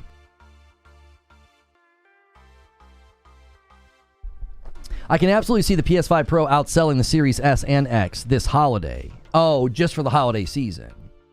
It's a new product that's getting tons of developer praise versus a product line Microsoft is saying you don't need. Yeah, I mean, I think for the holiday season, I could see that. Yeah, I could. Ghost of Tsushima is so great that I actually became one of the top 200 players in the world on multiplayer. You did? Wow. So what is that top 200 out of like 250 people? I'm just kidding. I'm kidding. I'm kidding. I know Legends was praised and people liked it. I had fun with it. I'm just kidding. I like the base game way more, though. I loved it. I absolutely loved it. Microsoft will say they hit 40 million by adding Fire Stick sales. Older stat, but the 75-25 split comes from the leaked documents of the FTC. But wasn't that from just a particular market? IGN reports that one of the leaked documents show the Series S accounted for 74.8% of sales, with the X making up 25%, at least in the relatively early days of the platform's life cycle. Oh, this information is accurate as of early 2022. Interesting. Sven, with 39 months of memberships, wow, very nice, out of the 201 total players. Thank you so much. Sven bumps the member line to 161. You guys aren't going to get Doki Doki Literature Club at this point. We got to pick up the pace on members. Make sure you celebrate your renewals, because those count if you're member plus or above. Microsoft announces they're rolling out Amazon Prime members into new Game Pass tier called Game Pass Prime. Also, Microsoft reports huge jump in Game Pass subs, completely unrelated. People are seriously saying the Pro isn't selling its stock as they said. How do you know? I'm not sure what you're saying, DJB. Every screen is an Xbox. They already won. Are the analysts including the Series S sales to date, or were they saying moving forward? Oh yeah, I don't know. Probably to date, which is a great thing to talk about. AOZ. Yeah, the PS5 Pro is not gonna outsell the Series S, which has been in the market 4 years earlier. Like, come on. You got top 200 4 years ago when it came out. I'm top 50. Healing Ronin Survival Nightmare is so fun. Nice. How do they know the Pro ain't selling? Nobody knows it's not selling, but you had, people speculating that because it didn't sell out, that it didn't have as high demand as previous consoles. And we don't know how many they made. We don't know how many they are able to make between now and release. We don't know. Maybe they made more stock. The PlayStation 5 is doing very, very well. To date, analysts calculating history. We just don't know if the PlayStation 5 has been doing as well as all of the sales charts have said, and all the trajectories and projections have said. Maybe they made more, which would account for them not selling out. Like, I just don't know. We don't know until they give us the totals. You think people are going to be able to get a Pro on launch day? I'm not sure what you mean, Frank. Do you mean like, will they be able to walk into a store and buy one at launch date? Probably not. I mean, the retailers are going to be doing pre-orders on like October the 10th or something, or is it the 7th? I forget when they're doing, or is it the 4th? I can't remember. Somebody help me out here. At some point in the next week or two, you will be able to pre-order PlayStation 5 Pros from retailers in America. Now, some of you were able to pre-order them from retailers because your country didn't have PlayStation Direct. So, Frank, I couldn't tell you. I don't think so, because if the retailers are doing pre-orders, all of the ones they get are going to be for the pre-orders. I would bet. I don't think they're going to. I mean, maybe they all get sent like a handful to sell day of, because they'll just be people in the store. I don't know. That'd be a question for the retailers. Like, hey, are you getting any of the PlayStation 5 Pro release date units? People don't realize Sony improved the supply chain and how fast they can produce PlayStation 5s where they don't run into the issue. And everybody keeps forgetting that this is not a next-gen console. It's a mid-gen refresh. Everybody's not going to go out and buy it. Yeah, people were claiming that the PS4 Pro sold out in seconds, which was not true. But, you know, you don't really... apparently, you can just say whatever you want now to farm impressions. Like, that's... you know, that's the way things work now, I guess. It's easy to make a prediction when the sales have already occurred. It's like saying, I predict the PS2 will outsell the Xbox Series S. Right. Yeah, that's true. It's not much of an analysis of anything, for sure.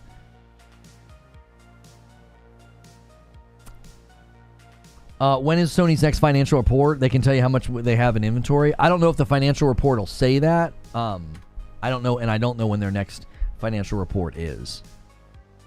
What did you guys think of all the, you know, I covered a bunch of things in the show open. If there's any gaming news I missed out on, let me know. If you haven't hit like yet, go ahead and do that. We're at 350. Let's try to hit 400 likes. So I walked through PS5 Pro praise from a dev at Hello Games. We've kind of already debated Final Fantasy 16 coming to Xbox. We kind of discussed already Xbox wanting to know why devs are skipping their console. What did you guys think of the Hi-Fi Rush 2 good news? Like, I was kind of surprised by that they were able to procure the rights to Hi-Fi. It doesn't sound like they got the rights to the other games, though, like Evil Within and what's the other one? It's, for whatever reason, they only secured Hi-Fi Rush rights. Maybe that's because they were actively working on it and they felt that was better to negotiate that. Skull and Bones cost Ubisoft $850 million. Where are these numbers even coming from? How in the world? You think Sony's going to have another State of Play in December for the 30th anniversary? The current rumor is that they're going to be doing some type of a showcase, celebration, something to celebrate their 30th anniversary. I believe it's December the 3rd. I don't know if that's the date they're going to do it, but December the 3rd is their 30th anniversary. It conveniently, well, I don't know about conveniently. They typically like to do their things on Wednesdays and Thursdays, but it falls on a Tuesday. And their most recent State of Play was a Tuesday, so... yeah, it was Ghostwire and Evil Within. Yeah. So they secured the rights to Hi-Fi Rush, but not Evil Within and Ghostwire. Not so much worried about Ghostwire, but getting them the rights to Evil Within was probably something that people wanted to see, I would think. Will you and Madam be trying out Satisfactory at some point? It's coming to console as well. I don't know if she would get into a game like that with like building and survival and stuff. I don't know. I'm not sure. We tried out Risk of Rain 2 last night. Satisfactory looks really cool. I've been kind of watching that one for a while. And so I'm thrilled that it's getting such good reception. But I don't know if that's a game that she would vibe with. I like games like that, but I also get into games like that as quickly as I get out of them. I'm like, oh, this is so fun. The content loop's so addicting. And then all of a sudden, I'm like, yeah, I'm kind of bored. I went through that with the Lego Fortnite game. Me and my wife played it. Me and the kiddos played it. We were loving it. And then as soon as it gets really grindy, I check out. I'm like, I'm good. It's like, oh, I need to build this thing. Okay, well, I got to go there and get this material. Then I got to come back here and build this. Okay, now that I built this, now I got to go to this new place and get this material. Once I get that material, then I got to come back and build this. Like the Lego Fortnite game was so fun for like maybe 3 or 4 play sessions. And then the grind hit and I was like, yeah, I'm not liking this. So I think they've done some really good updates to Lego Fortnite, but that's been my typical experience with games like that. You wouldn't call it survival. Well, it's got survival elements though, right?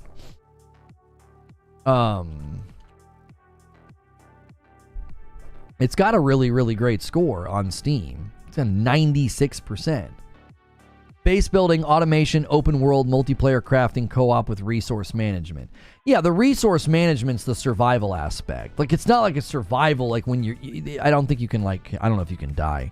But yeah, it to me, it really reminds me, there's elements of this that really, really remind me of No Man's Sky.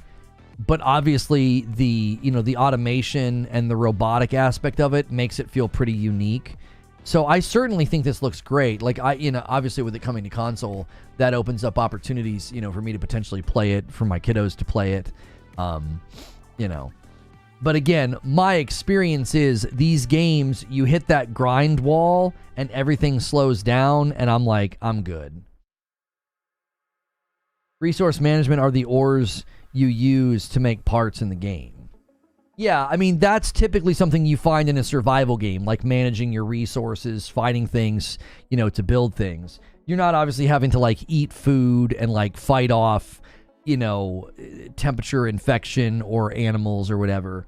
So it's not really a survival game, but it's got those elements in there that I think, I don't know. I just don't know what my wife would think about it. We've never played a game like that.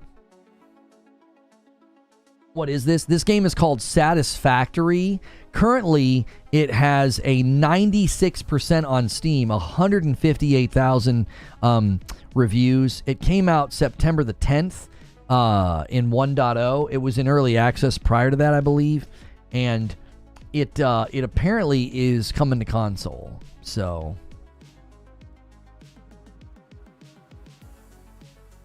hang on, I'm trying to close some windows here on my PC. There we go. Resources are unlimited as well.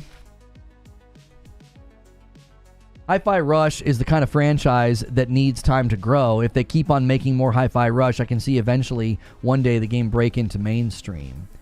I kind of feel like it did break into mainstream, though. I feel like it did break into mainstream. It was like it got awards, it got notoriety, it got notice, it got brought to PlayStation. No Man's Sky Engineering is actually a pretty good description. Are you looking forward to playing Lego Horizon with your family? Yeah, my kiddos are really looking forward to it. In general, I think games like that are just so fun because it's just, that's all you're doing. Like, it's straightforward. You know what to expect. You're running around. You're moving through and getting fun costumes, getting cool weapons. Moving into new biomes and stuff. So that to me, I think is always an enjoyable experience. And I know my kiddos are looking forward to it.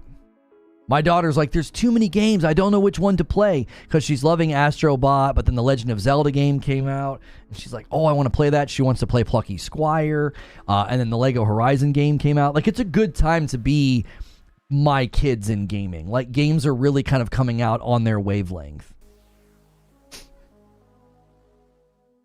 I'm sure this guy has people and sources totally that wouldn't make something up for rage bait.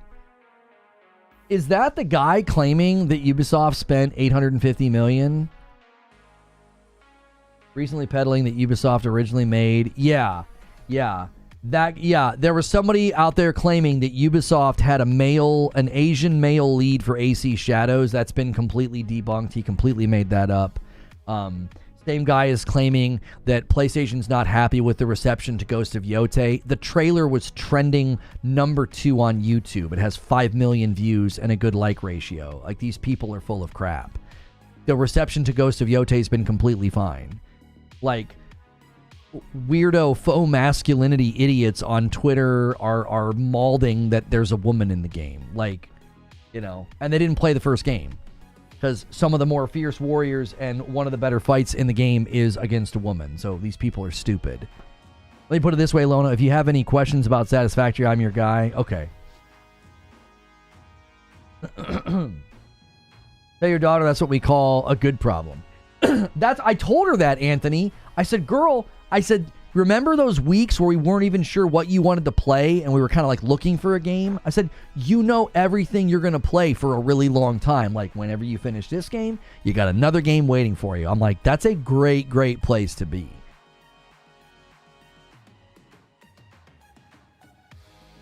Listen, I don't want to be controversial, but ladies are pretty girly. There, I said it.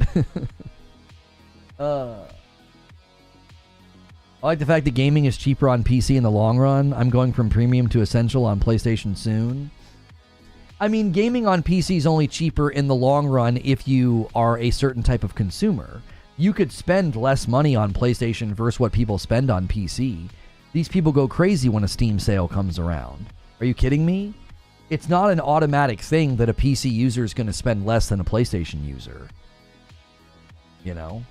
Or Nintendo. Like, if you own a console and you don't care about playing online and you don't sign up for the PSN Essential or the Plus or any of that, and you just buy single player games, you know, when the big ones come out, or even small indies that you're interested in, then you could conceivably spend less money than the guy who has a ridiculously huge library in Steam. Every time there's a Steam sale, he loads up his cart. Like, online is free on PC. Right, I'm not talking about that. I'm saying you could conceivably spend less money on PlayStation if you're not interested in online games. One of PlayStation's primary offerings is a pretty good cadence of amazing single-player games. Like,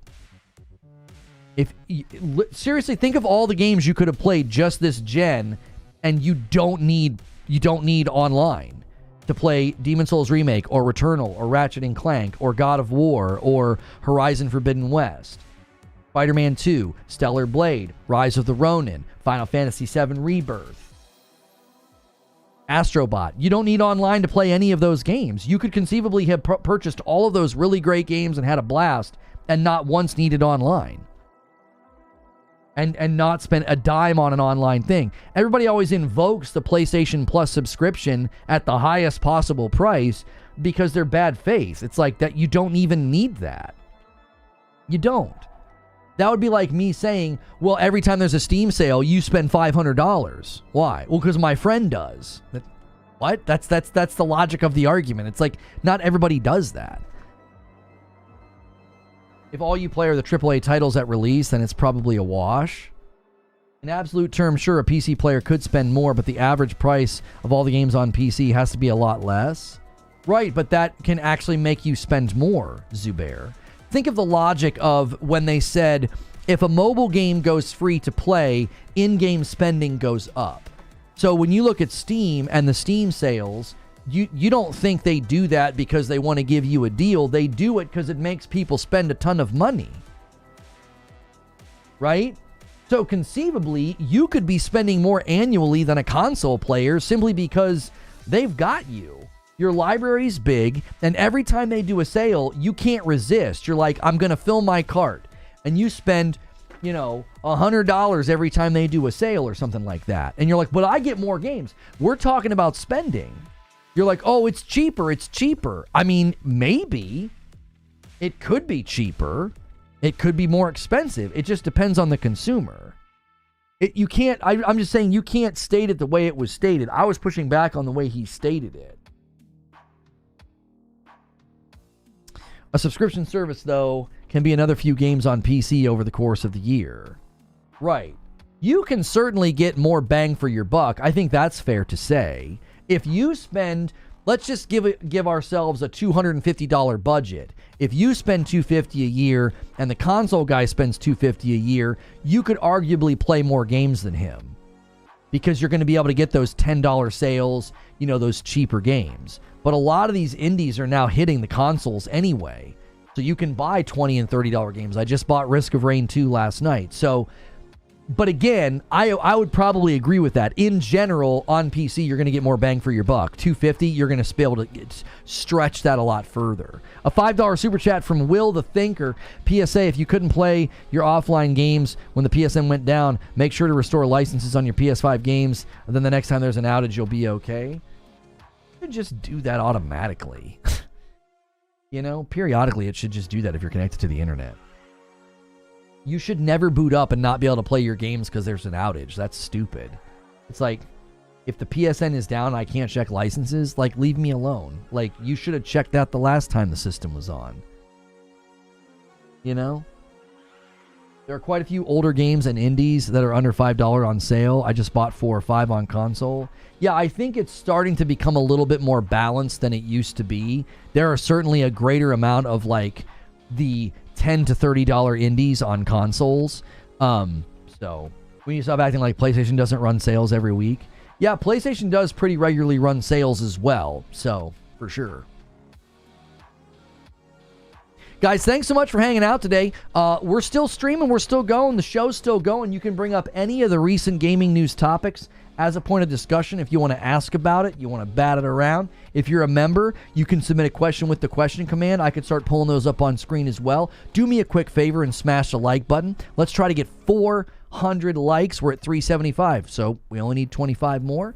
And if we get to 175 over here on the member goal, I'll gift 5 members. I gift those back to you guys every 25. Oh, and we have a goal this week for Doki Doki. We'll play that on Friday night if you guys can get to the goal. Has to be a really special game for me to pay full price. If I want PC, I'll just act like my Nintendo Switch is PC. I can go to their store and buy a bunch of games for like $1 or $2 and I'm good. They run sales, but they're not nearly as deep of a cut commonly. Oh, for sure. The Steam sales are usually pretty awesome. Like, I get emails anytime a game on my wish list has like gone down in price, and I'm always like, yo, they are consistently dropping the price of games over there, man. It's almost like every other day I'm getting an email about it, you know? I've never played Doki Doki before. It's on PS Plus, and I told folks, if you hit the goal this week, I'll play it Friday night with my wife. So, you guys have a pretty good incentive this week. MASH hasn't been here to save your bacon, though. MASH has been saving the member count. So, you guys are going to have to rally without him. He could be on vacay or something. The only thing about PC gaming that is cheaper is the games and the online. Everything else is far more expensive. I mean, probably. If you're buying a decent rig, I'm trying to think of what I spent on a rig that is over there, my gaming rig with the 2080 Ti that I bought 5 years ago. Yeah, I still spent way more money on it than I did a console. I think it was like it might have been a 3 to 4. No, 2 to 3. It was somewhere in the 2 to 3,000 range. Choose Spot from Otagon Ocelot. Happy spend $700 console and never PC troubleshoot. Kind of agree with you. Thank you for the $2 super chat tip. I feel Sony hurt themselves with their weird policies and the region lock issues. I feel like if they work on these issues, the PC versus PlayStation discussion should be much closer. Closer in what regard? What discussion are you referring to, Hellstorm? And I tend to agree with you. I don't like how they're handling PSN login requirements and stuff. It really does feel like they're moving towards having their own launcher, which I question the intelligence of that. I know why they would want to, because then if they launch a big game on PC, they don't do any revenue splitting with Steam. I can't stop buying $20 Steam games just to play them for a single night. I only buy PlayStation games when they're a must play. Yeah, for sure. And so in that regard, you might end up spending more money. I just got Dragon's Dogma Dark Arisen on the Switch for like $4. I was really, really enjoying Peglin on the Switch. It's like if you ever played Peggle or Peggle 2, it's that, but in a turn-based RPG rogue. Like, it's really fun. If you live 5 years behind on PC in terms of hardware and games, you can eat really well for surprisingly little money. A little bit of data they're collecting isn't worth not selling games. They need to cut it out. I'm telling you, they have reasons for wanting to do it, and as the consumer, I'm like, I don't know how those reasons can be that compelling. You're just ticking people off. And now, like, where's Ragnarok's score on Steam? Ragnarok, what did it peak at, like 34,000 or something? Yeah, one of your greatest pieces of property is sitting at a 75% on Steam because you want to make people sign into PSN. Like, I don't know. I hope it's worth it. You know what I'm saying? I hope it's worth it. One of your best pieces of property, the sequel to God of War 2018, is sitting here with a 75% because you wanted to make people log in. It's like, okay, boy, oh boy, I hope it was worth it, you know? Because the first God of War went to PC and it friggin' crushed. It absolutely crushed. Didn't it hit like 75,000 concurrents? It has a 96% out of 100,000 reviews. And then you bring the sequel over, 6,000 reviews, 75%. Good job. Congratulations. You know, it looks worse. I've not heard anybody say that. I don't think that that is true. I believe all the tech breakdowns of the port were that it was an immaculate port. It can't possibly look worse than the first game. That doesn't seem technically possible given all of the stuff that they put in. So the first question that was submitted a little while ago by Perfect Image says, any news on Assassin's Creed Shadow or Ghost of Yotei? So the news we got about Assassin's Creed Shadows, I covered that yesterday. So according to Tom Henderson over there at Insider Gaming, the delay is not just for bugs. They are going to be adjusting some of Yasuke's story and how he's presented, and they are going to be correcting some of the mistakes they've made with like architecture and historical inaccuracies. Digital Foundry said it. Go watch it. Eugene says the port has some issues. Well, wait, are we talking about bugs that'll be patched, or is it not as good as a port as 2018 was? Weezy says, I've heard no issues about the Ragnarok port. Yeah, what did Digital Foundry say that made you conclude it looks worse than the 2018 game? That doesn't even seem possible. When they ported 2018 to PC, they said they changed pipeline in Ragnarok's development. I assume that would make it easier to bring it over, and they boosted a lot of the fidelity of the game. Not as good. What? But again, can you give me any summary statement at all? Why did Digital Foundry say, go see? Don't send me on a research project, dude. Like, that always drives me crazy. Disseminate the information. If I came to you and said, yeah, I watched this video about this game, they said the port's having issues, and I'm like, go watch it. No, I could tell you what they said. What? I've watched plenty of those videos, and then I give you guys like a couple bullet points. What do they say? I'm not going to go watch it right now. They're not doing anything with AI. Are they not doing anything with AI? Tessellation is words? Huh? Too much water? Did anybody else watch the video? What did they say are the issues with the God of War? Oh, okay, here. Eugene's got some. Pop-in issues, image quality issues. It's not their best effort. Really? That's really surprising that they would do that with God of War. That's disappointing. Like, don't bring your games to PC if not only are you going to require PSN logins, but then bring it over with problems. That's annoying. Oh, you're driving. Well, then don't bother typing then. It's just a basic port. I think Sony didn't want to invest any more for PC players. Yeah, I find that to be disappointing. As a fan of God of War, it's like, so you bring it to PC, you require PSN, you tick everybody off, and it's not as good as a port as the first game. Your first game has 100,000 reviews, it's got a 96%, and this is how you treat the sequel? That's irritating. Don't treat your property that way, man. That's stupid. Sony pulling back. PCs demonstrated they aren't worth what they thought they were. Who did the port? Nixus. It was wasn't it Nixus and Santa Monica? I think they both worked on it. Because Santa Monica worked on the 2018 one as well. I don't think it was just a porting company. Did you see my question, said Sneaky Wolf? I did not. Oh, no, yeah, it's in here. It's in here. I'm kind of stretching a little bit. I want some more questions in the queue before I start pulling up questions. Yours is the only one in the queue, Sneaky Wolf. So if you guys want to put some questions up on the screen like the one we just did, use that question command. And take a quick second, smash the like button, man.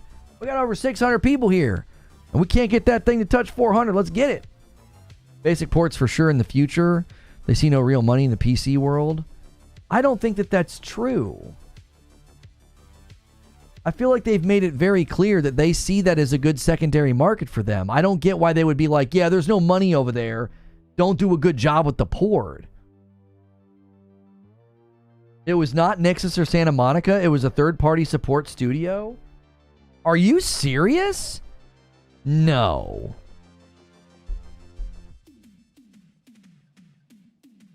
Oh, Jetpack Interactive. I can't get Jetpack Interactive. I click on it and it just takes me to PlayStation Studios. So yeah, it wasn't Nixis. It was Santa Monica and Jetpack. Why would they do that? Who's Jetpack? What have they worked on?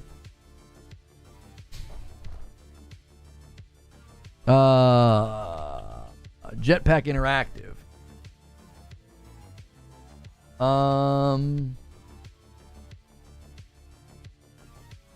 They're a game development studio based in Vancouver. Let's see what ports they've done. No, they help with the God of War 2018 one. Yeah. Yeah, Jetpack does good work. They're not some crappy company. They help with the 2018 port. Yeah, that's not the reason this is a bad port. It sounds like they didn't do a good or a thorough job. That doesn't make any sense to me. When they did this with The Last of Us, I was irritated. I'm like, don't treat your property that way. Don't bring it to PC in not good shape. That's stupid. Now, obviously, this is not as extreme as The Last of Us port, but still, it's God of War. Like, what are you doing? It's God of War. You don't bring that to PC. And listen, if it was an immaculate port, then my main issue would be the PSN requirements. Like, it's a single-player game. What are you guys doing? Question is why they rush it out. Yeah, what was the rush? What was the impetus for rushing it? I don't get that at all. Mostly in the realm between realms. Oh, is that where most of the problems happen? Yeah, that's one thing that to me, as a PlayStation fan, I'm a fan of their games. When they treat their property that way, I get freaking irritated. I'm like, what are you doing? Like, not properly informing people that Returnal was going to use Epic Online services, but it wasn't going to, like, install the Epic Game Store. Now, some of that's because these Steam guys are almost, like, neurotic. They're like, they see something pop up Epic Online, they're like, oh, and they lose their mind. Like, that hurt Returnal day one. But like what they did with The Last of Us, and now this thing with God of War Ragnarok, it's like, come on, boys, don't treat your property that way. Xbox is removing the login requirements on Steam for even multiplayer games. Yeah, I saw that. I saw that. I thought that was interesting that they were making that move, given how they're trying to build what I thought was an ecosystem. I don't know why you would remove that. I mean, that's better for the customer, but I'm not sure why they did it. I don't think Jetpack did Ragnarok. Then why are they listed?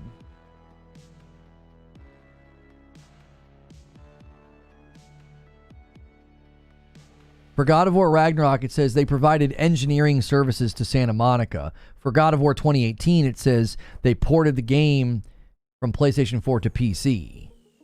So, according to Jetpack Interactive, they provided engineering services to Santa Monica Studio. So it's possible that Santa Monica did.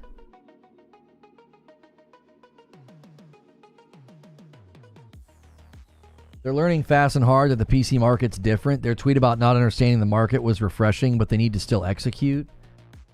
Exactly. Many think that's a good thing, but PC is a fickle base. They don't operate normally.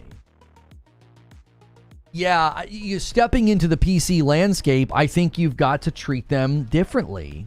You know, you have to treat different. I'll give you an example. So, a long time ago, I worked for a company called Dial America Marketing. And when I worked there, we would call people and say, hey, in the past, you did a magazine subscription and it supported this charity and you got a great magazine. Thanks for doing that. We're calling to see if you want any other magazines, right? We would call them like the 9th or 10th month. It had been almost a year, okay? Now, I am from Northern Ohio, and I tend to talk very fast. And I learned very quickly, if you called people from the South and you spoke quickly, they thought you were being rude. They thought you were being pushy. It made you sound untrustworthy. If I called people from the North, particularly, especially New York, if I spoke too slow, they'd be like, come on, get to the point. What do you got? What do you want? So I literally would change my speech cadence depending on what part of the country I was talking to. Down south, you'd get a sweet woman on the phone, and she'd just chat it up with you about the weather. She's not in any hurry, right? You got some guy, he's sitting there with his feet propped. He'll just talk to you. You call some guy from New York, you talk like that. He's like, come on. Get to the point. What do you got? I'm not kidding you. I had guys from New York rush me. You know? It's like, get to the point. So here's the thing. You got to meet the consumer where they are. If you're going to bring your games to PC, PC is going to say, frick your required login. I don't want to do it. And being like, well, no, we're going to insist upon it. Okay, fine. You damaged your product and its reception. I hope it was worth whatever you were hoping to get out of this. I'm serious. It's like, I hope you got what you wanted. Dog, I'm from New York. Hurry F up. I got stuff to do. Yeah, it's a total cultural thing. The speed of New York, is like, Holland Tunnel, let's go, buddy. It's like, okay, I'll get through it quickly. And so I think they've got to meet the consumer where they are. It's called mirroring. Yeah, it's called mirroring. Yeah, you mirror the consumer so that they feel like they're, that you're like them. That makes you more trustworthy, right? So to me, it's like you're approaching a Southerner and you're talking fast, and they're like, no, I don't know. I feel like you're being pushy. And so the PC user base is like, I feel like you're being pushy. I don't want to create a PSN. And the comeback is always, but it's not hard. It doesn't matter. It's not hard to understand me when I'm talking quickly or slowly. It's the matter. It's received negatively. It's received negatively. So it's like, okay, so you sold less copies and you got a lower score. I hope that whatever it is you're trying to achieve by requiring the logins, I hope it was worth one of your best pieces of property selling less copies and having a not great score on Steam. Like, I hope it was worth it. You have a masterpiece sitting over there at a 75%. Because the port was either rushed or not ready, and you required logins. You're getting hit from both ends. And to what end? What are you trying to get? What do you care? It's a single-player game. What data is there to gather? You can see how long they're playing, can't you? You can run the achievement numbers. You can look at the Steam charts. What do you need to log in for?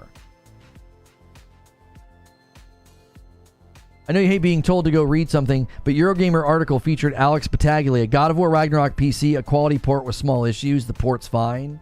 I actually think the score is mostly impacted by PSN than those issues. DJB says tessellation is at a lower setting than PS5's lowest setting, and the FPS drop stutters bad in the realm between, but mostly it looks and runs awesome, but that shouldn't be the case at all.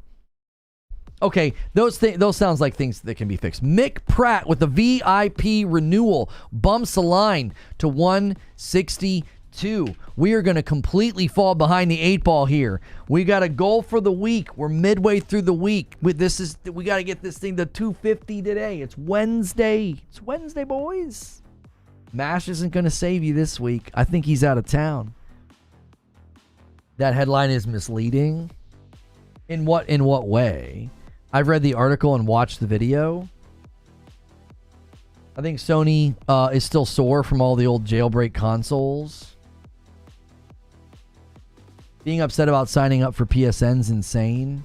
All right, let me try to give you an example, and you're going to know that I'm right. So let me just tell you a little story about how we interact with the internet. Have you ever gone to a website that before you can do anything, they want your email address? That's all they want. How do you respond to that? Now, some of you are going to say, "Oh, I have a junk email address for that." Okay, sure. How do you typically respond to that? Do you respond positively or negatively? Does it make you want to come back to that website or not? It's as simple as typing in your email address. You don't even have to create a password. They just want your email address. What do you typically do? Get out of the way. You close it and you probably leave, right? That's even less consequential than going and making a PSN. Do you see? You don't want to do it. You're like, I'm not here for you. You're here for me. You see? That's the power exchange. That's the value exchange. You're here for me. I'm not here for you. I don't open up Steam to give you information. I'm here to play your game. You exist for my entertainment. That's what you're here for. I'm not here for you. I'm not here to create a login. I'm not here to sign up for anything. I'm not here to do a single ounce of work for you. You are here for me. That's why people get irritated about it. And you're like, it's not that big of a deal. It doesn't take very long. It completely breaks the value exchange. It's like, why are you making me do this? When I boot up a game on my console and they're like, hey, we need you to create an account with us. Frick all the way off. I don't want to do that. Let me into the game. I bought your game. I didn't buy your game to sign up for an account with you so I can get stupid newsletters about your seasons. Let me into the game. That's the issue. Like, I think it makes sense. Like, the PC guys, they get cantankerous. They're weird. They make claims about consoles that are ridiculous. But in this circumstance, I totally get why they get irritated. I don't want to do it either. If every game, let's flip it all the way around, boys. If every game you bought on your PlayStation made you create an account with that developer, would you have the same attitude? Would you keep the same energy and say, it's not that big of a deal? It doesn't take that long? No, you'd be like, this is annoying. To play 2K, you need an account? Right, and every time you have to do that, it's irritating. It's like, I don't want to do this. Even if you have the account, it's annoying. Because then you have to log in. I don't want to log in. I'm already logged in. I'm on my couch. I'm comfortable. I don't want to go look up a password. Yeah, a lot of companies do it, and it's annoying every time. You don't do it with gladness in your heart. You're like, get out of here. You don't log in every time? No, sometimes on a brand new install, they make you log in right there. What are you talking about? They 100%. They don't make you log in every time you open the game. I wasn't trying to claim that. But they make you log in whenever you initially get there. It's annoying. I agree with the PC guys on this. Get this the frick out of here. It doesn't serve the game, and it doesn't serve the consumer. It serves Sony. And that's why I'm like, dude, come on. This is not symbiotic. This serves you. Now, if you've got a launcher and you sync my libraries and I log in and you sync my trophies, well, now that serves me at least to some degree. This doesn't serve the game. The game's not getting better reception. It's getting poorer reception, less sales, and it's frustrating the consumer. It only serves Sony. That's why I get irritated with it. It's like, this is so one-sided. The consumer relationship with the production company or the publishing company or the game developer, it needs to be symbiotic. This isn't symbiotic. You just want my information. You want my information. It's why when I go to a website and they want my email address, I'm like, dude, get out of my face. I'm not giving you my email address. I came here to read your stupid article. Do you want my ad revenue? Do you? Do you want me to come back? Well, I'm not giving you my email. Get out of my face. We all do it. We all do it. It's like how you refuse to make a Bloomberg account to read an article. I did make one, though, and the last couple times I've gone to the site, Wheezy, it wants me to pay money. I actually made one. Some articles, it'll like send me a code to my email, and it's super annoying, but I'll do it. I got so fed up with it. But the last couple times I've gone to Bloomberg, like, they want actual money. They don't want me to, like, just give me their email. It's like, now they want money. I think some of the articles, what do they do that, like, for a day or two, put it behind a paywall and then drop the paywall? I'm not sure even how it freaking works. I don't know how this. I don't know how these companies are even in business. I don't know how they generate enough ad revenue. Some of the websites I use for my streams and my research, there's so many stinking ads on the website, it breaks. It's like I can't scroll. It freezes my browser. There's so many ads.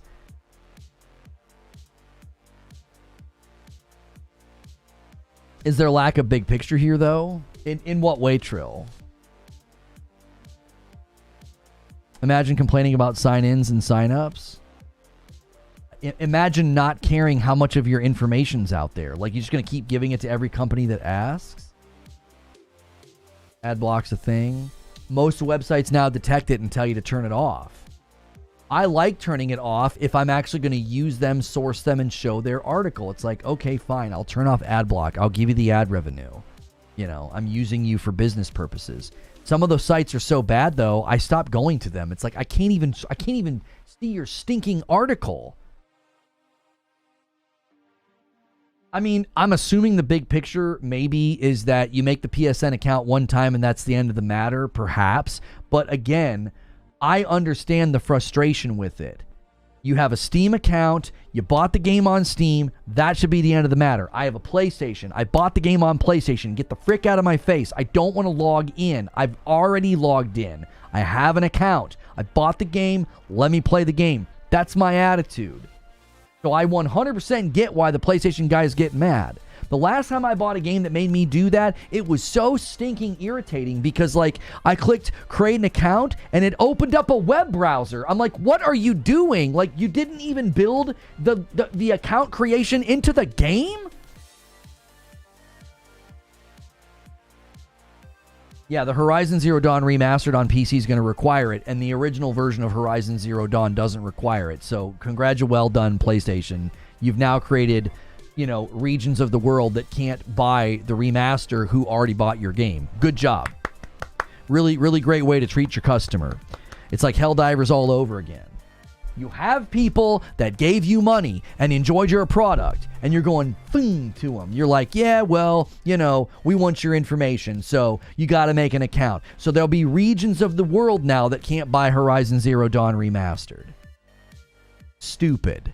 Brain dead. I'm out of negative words for how much I think this is dumb. It's not good for the product. It's not good for the consumer. It only serves Sony. That's why I think it's stupid.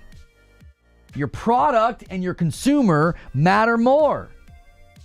They matter more. Didn't Steam do that? They have to do that. They can't sell a product to people who can't use it.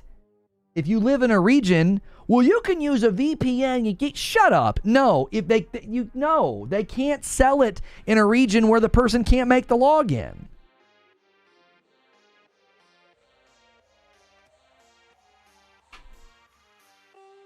A $5 super chat tip says, you don't have to buy it. PC gamer entitlement over PlayStation game. If Helldivers sold 7 million on PC and 5 million on PS5, which made more net revenue, they're not as valuable. I'm not sure what you're talking about. Oh, because of the split? They're not saying that they're entitled to the game. They're saying this is a nuisance. Nobody had issues with this until people complained about Helldivers. I don't think that's an accurate representation of history. I think people have consistently complained about this. It hit a fever pitch with Helldivers because it wasn't required for 3 months. It's consistently complained about. That's such a false history. Steam users didn't suddenly decide they didn't like this. They've traditionally not liked this. It hit a fever pitch of attention because with Helldivers, it wasn't there for 3 months, and they were like, surprise, and they turned it on. And not only did they turn it on, they turned it off, but they haven't enabled regions to get back into the game. Like, this isn't new. This has been a frustration point with this user base for a while. They lost their minds when they saw Epic Online Services kick on for Returnal. That's the user base we're talking about here. And you want to make them log in to PSN? You want to make them create an account with PSN? They went ballistic when they saw Epic Online Services boot up for Returnal. They're like, it ghost installs EGS. Oh.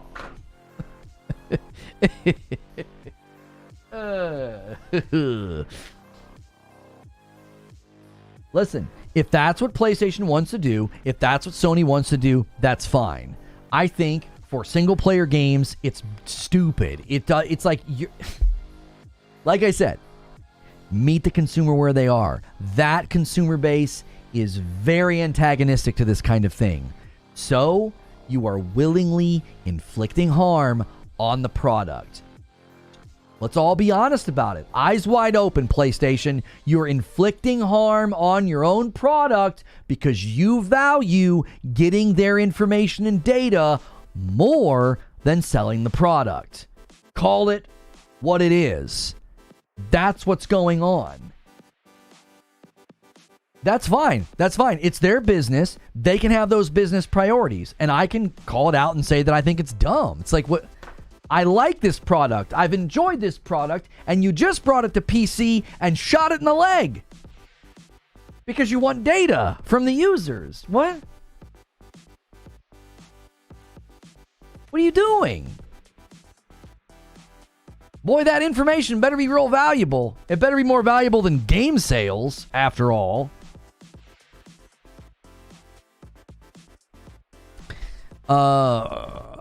I get that it's annoying, especially in the beginning when you just bought the game, but you don't have to deal with it ever again. It's arguably 5 minutes. Yeah, I knew that's where you were going to go, Trill. I saw the future. I said, what he's probably going to say is you do it one time and then you never have to do it again. Yeah, you're not wrong. When I spoke really quickly to the woman from Alabama, she could understand me, right? It didn't change the fact that it was received negatively. You can be factually correct. It doesn't take that much time. You only have to do it once. Doesn't matter. It's received negatively. So I hope it's worth it. I hope it's worth whatever loss of sales they're going to get. Because now the sequel to one of their most successful ports to PC is sitting over there with a bad score and unimpressive sales numbers comparatively. There's no way it sold as well. It only has like 6,000 reviews. Way to not properly assess the consumer. Good job. You're supposed to qualify the consumer. That's like rule number 1 in sales. Qualify the consumer. What do they want? What are their needs? What are their desires? And then give it to them. Like, PlayStation's really good at listening to the wants and the desires of developers and giving it to them. They did it with the PS5. They did it with the PS5 Pro. And they come to the PC market and they're like, yeah, frick you. We don't care what you want. At some level, I kind of respect the posture, but at another level, I'm like, I like these games way more. Like, just sell them and get this stuff out of here.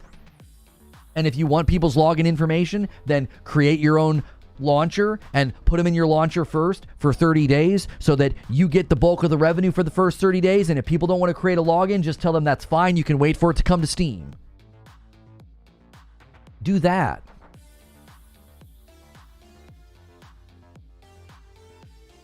I'm glad they don't care about PC. But that's just tribalism talking. I'm talking as a fan of the games.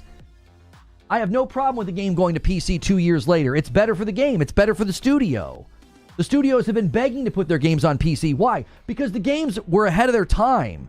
When these games landed on PC, I think people started to realize, man, PlayStation's been making some bangers. And their biggest bottleneck was that the hardware was was basically bottlenecked. So you bring these games to PC and all of a sudden people are like, holy cow, God of War 2018 is a masterpiece. It came out 6 years ago. And the guys on PC were like, this thing's incredible. And what does that do? See, all right, let me talk about this from a completely different angle. I'm sitting across the table from Herman Holst right now. How are you, Herman? You're real handsome. I like your glasses and your jacket. Good to see you. All right, Herman, track with me here. You told shareholders that part of the strategy of putting these games on PC was that you might coax people to come over to the PlayStation ecosystem for a sequel. Let me ask you a question, Herman. How effective is that strategy when you bring games to PC and poke the PC user base in the eyeball by making them sign up for PSN, something they're very antagonistic to? And you bring games to PC with ports that aren't quite ready. Last of Us being the most egregious time that this happened. And then Ragnarok came with some minor issues, but clearly probably should have spent a little bit more time in the oven. How's that serving your business aims, Herman? That's what I would ask him. This seems counterproductive. You want that user base to buy your games, enjoy your games, and then potentially come over to PlayStation for the sequel? You ain't gonna get that when you hurt your own sales and your own reception. You've got one of your best games on Steam right now with a 75%. Is that serving your business aims, Herman Holst? You think the shareholders are gonna have some questions about that? Why did God of War 2018 do so well commercially and God of War Ragnarok didn't? You told us that the aim of taking our property over there was to coax that user base to come over here. Well, how's that going to happen if we're having way less sales? This doesn't seem like it's worth our effort.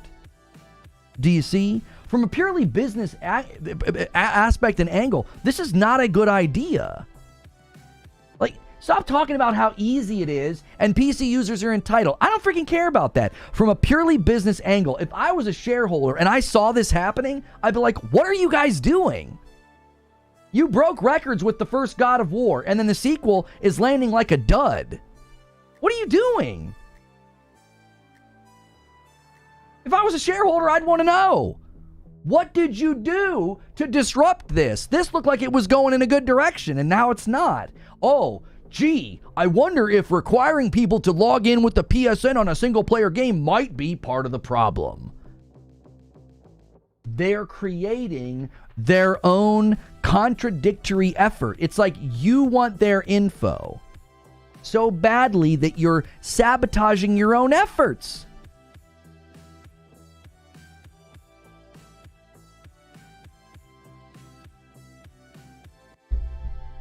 The people complaining would never buy the console because you need a Sony login to use it. That's not true. Thank you for the $5 super chat tip. There are people right now that don't want to create an extra login to use games on Steam. They bought God of War 2018. They bought a PlayStation 5 to play Ragnarok. There are people in this community that did that. There are people that hang out here, they love their PC, they love Steam, and they liked God of War so much that they bought a PS5 to play Ragnarok. And they don't want to make a PSN to use Steam. Where was the outrage for Diablo 4?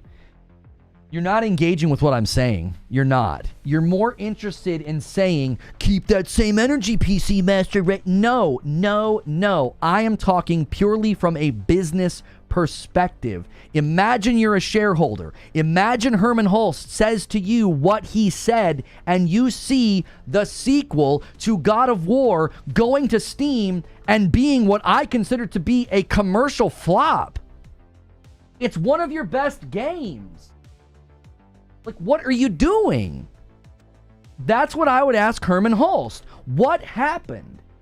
You guys were cooking over there. You were launching on Steam and having commercial success with God of War, with Horizon, with Spider-Man. I think Spider-Man did less because they charged a little too much. The perception there was, game is old and you're charging us full price. I think they should have lowered the price of Spider-Man and it would have done better. I don't see account creation significantly changing sales. Look at Ragnarok compared to 2018. It's night and day. What do you mean? How? How could you possibly think that? You're too smart to think that. Ain't no way.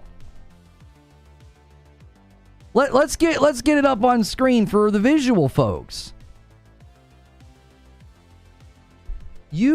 Hang on. Capture card. Ruin the moment. You cannot convince me that this only 6,000 score, 75% compared to this monster, 100,000, 96%. You cannot convince me that it has not had a significant effect on the commercial success of Ragnarok on Steam. There is no way. This game hit like 75,000 concurrent players. I believe Ragnarok hit like 30-something, like half. Half of the concurrence.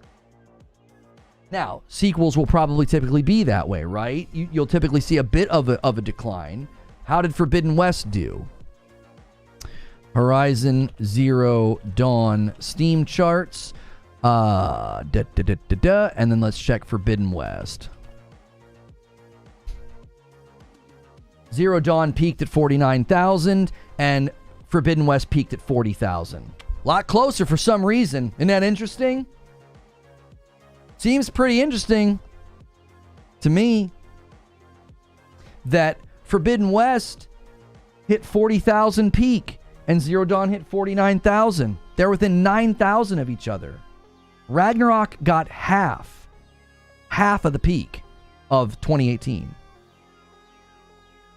God of War 2018 did so incredibly well. The sequel should have come to Steam and been a triumph. It should have been huge. It should have done very well. It's got half the player peak on Steam charts, and it doesn't have a good score. And listen, we've said this before. Let's keep it consistent. Let's keep the same energy. A 75% will affect the game's current and future sales. It will. When Steam users see a 75%, they're going to be hesitant. There'll be less sales because of this score. A 96%? A 96? Like, that's gonna help your hang on, let's get the other Steam charts up here. That's gonna help your sales. We've said this before. When you have bad scores on Steam, it affects the sales of the game. Hang on. I'm trying to get God of War Steam charts, and I'm talking, and I'm messing up. And I only fight you guys on this, and I only get passionate about this because I think I like these games. I want to see them do well. Like, for Pete's sakes, even right now, look, God of War 2018 in the last 24 hours had 5,000 people playing. In the last 24 hours, 20,000 people playing Ragnarok. The first month of God of War, at least 22,000 copies were sold. Yeah, because they had 22,000 positive reviews. Yeah, let's get the chart up for Ragnarok. Show graph.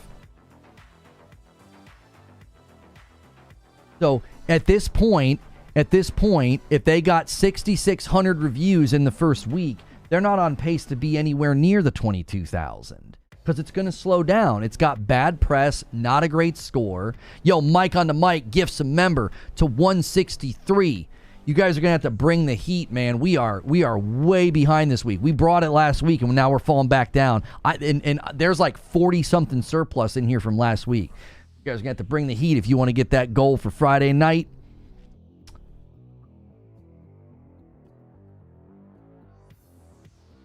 I think you're right. I just get confused by the other arguments. Yeah, I don't care to get into the debate about PC Master Race. They're entitled. Oh, who cares? Screw those PC guys. That's all tribalistically driven. That's all emotionally driven. I'm talking from a business perspective. This seems like an absolute terrible decision. Like, you have a game that should have hit Steam like a cannon shot. Ragnarok should have hit. It should be in the 90s on the review score. It should have way more review scores. It should have way more people playing. If the goal was to get people to buy a PS5 to play God of War Ragnarok wouldn't sell as well on Steam. Yeah, but I mean, that would mean that you think a massive amount of the people who bought 2018 bought a PS5 to play the sequel. That was the first month of God of War, says Wheezy, and for fairness sake, it's the same time period as 2018, released in the middle of January. Remember the data where a lot of the new PS5 owners are first time? Yes, a lot of the PlayStation 5 owners, it was roughly 18 million. It's probably closer to 20 million. Roughly 20 million people who own a PS5 did not own a PS4.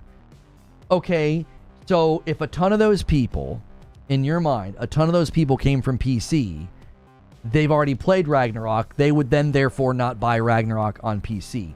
None of that is a refutation of the obvious debacle. It's got a 75%, dude. Like, it's such a good game.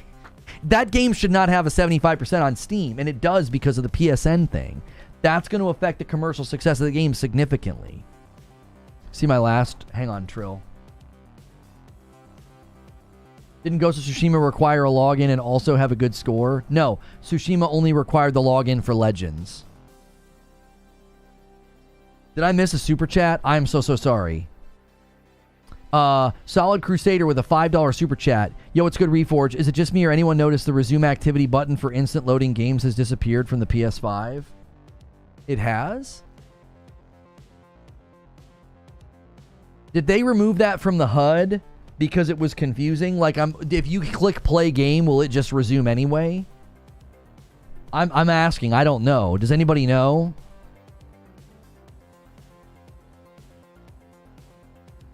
$20 million new users, 45,000 less peak. Math seems right to me. I don't agree with you because we don't know where those 20 million users came from. Look at how low Xbox has fallen, Eugene. So many of those 20 million new users could be from Xbox. I can't think they're all from PC. A percentage of them are probably from PC.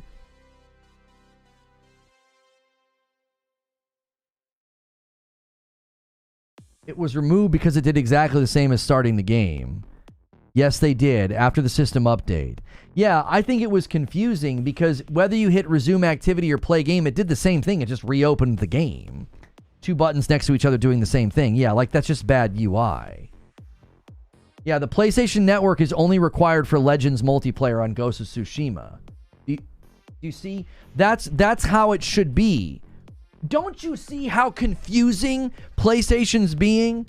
They roll it out on Helldivers after 3 months. They roll it back, but then Helldivers is still region locked in the regions where you can't get a PSN. Then Ghost of Tsushima hits, and they're like, we're only going to require PSN for Legends. And everyone's like, oh, that's good, because Ghost of Tsushima, for most people, they're buying a single-player game. And in walks God of War Ragnarok, and they're like, yep, it's time for a third version. We're going to require PSN for a game with no online. Huh?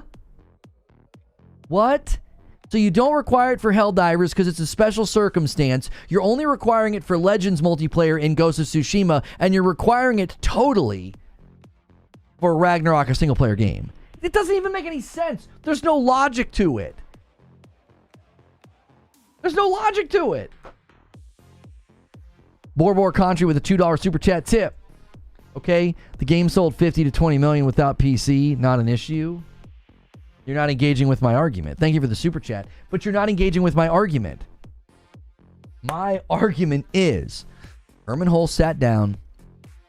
He told the shareholders, we're taking our tentpole titles over there, hoping that they'll want to play the sequel over here.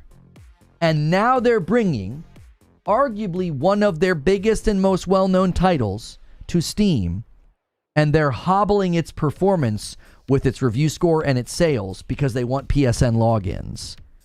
So if I'm a shareholder, I would have questions for Herman Hulst. I would say, I need to understand why we're going over there now and seeing lower sales numbers and lower review scores. What have we done to get more of a negative response from an ecosystem that was heaping praise on us with 2018 God of War? What happened here?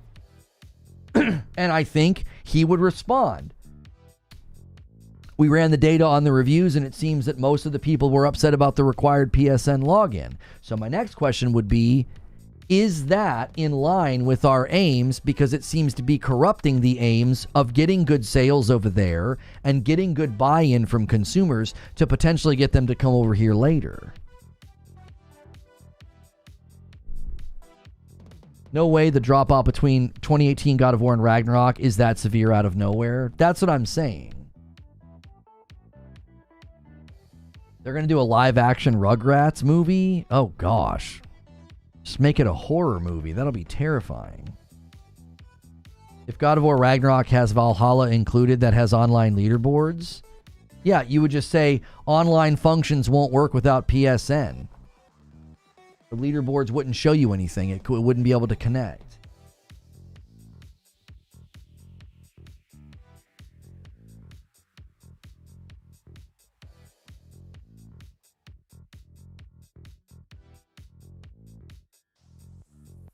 Only PSN required login gets the negative feedback. What about other games? Other games get the negative feedback, but listen, I'm not defending the negative feedback. I'm taking the negative feedback as a data point and saying You know that this data point exists. You know this is the way these consumers are going to respond, and you did it anyway.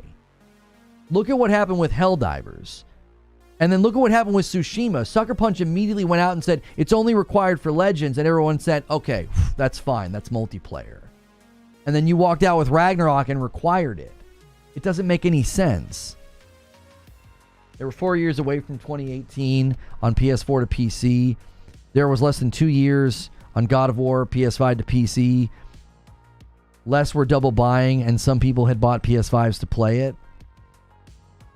None of what you're saying is compelling because it has a 75% and only 6,000 review scores.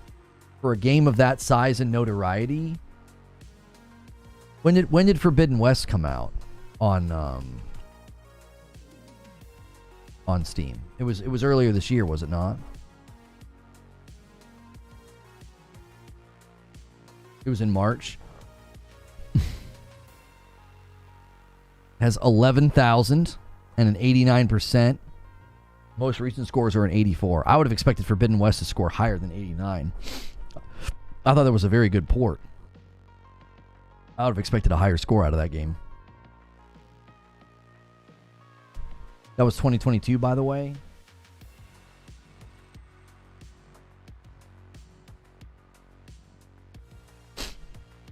Official PlayStation PC sales numbers revealed by Sony. Zero Dawn was 2.3 million. Quantity of sales, 2.3 million. Days Gone, 852,000. God of War, 971. So shy of a mil.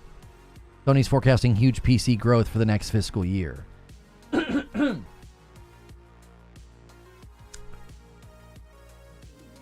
Listen, if I'm wrong, I'm wrong. We'll know. I think we'll know. We'll see the sales reports. We'll hear the earnings calls. If requiring the PSN login has disrupted consumer trust and damaged sales, we will know. We will know. And if I'm wrong, fine, I'm wrong. I think I'm right. I think they're gonna report that their efforts on PC are seeing a slowdown or a decline or fall or something about like it's falling under what they hope to see or their projections or their what would you call it, their goals. I think they're gonna report back that their efforts on PC are falling below what they wanted to see, and I believe it's self-inflicted.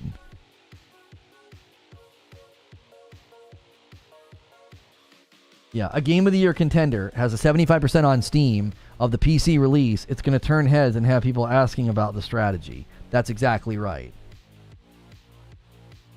If I'm a shareholder, if I'm a money man, I'm like, this game went up against Elden Ring. It has a 75%. What happened? What are we doing? This is a brand ambassador game. What are you doing? What happened? It happened with The Last of Us. Now, I think that one largely has course corrected. The Last of Us is at a 73, and in the last 30 days, it's at an 89. Think about how bad The Last of Us was at launch as a port on PC, and it's got a 73 overall. It's only 2% lower than Ragnarok is. Ragnarok should be crushing it over there. A 75%? That's terrible. That's not good for what PlayStation's trying to achieve on PC. I believe it's counterproductive. Counterproductive. That's what I believe.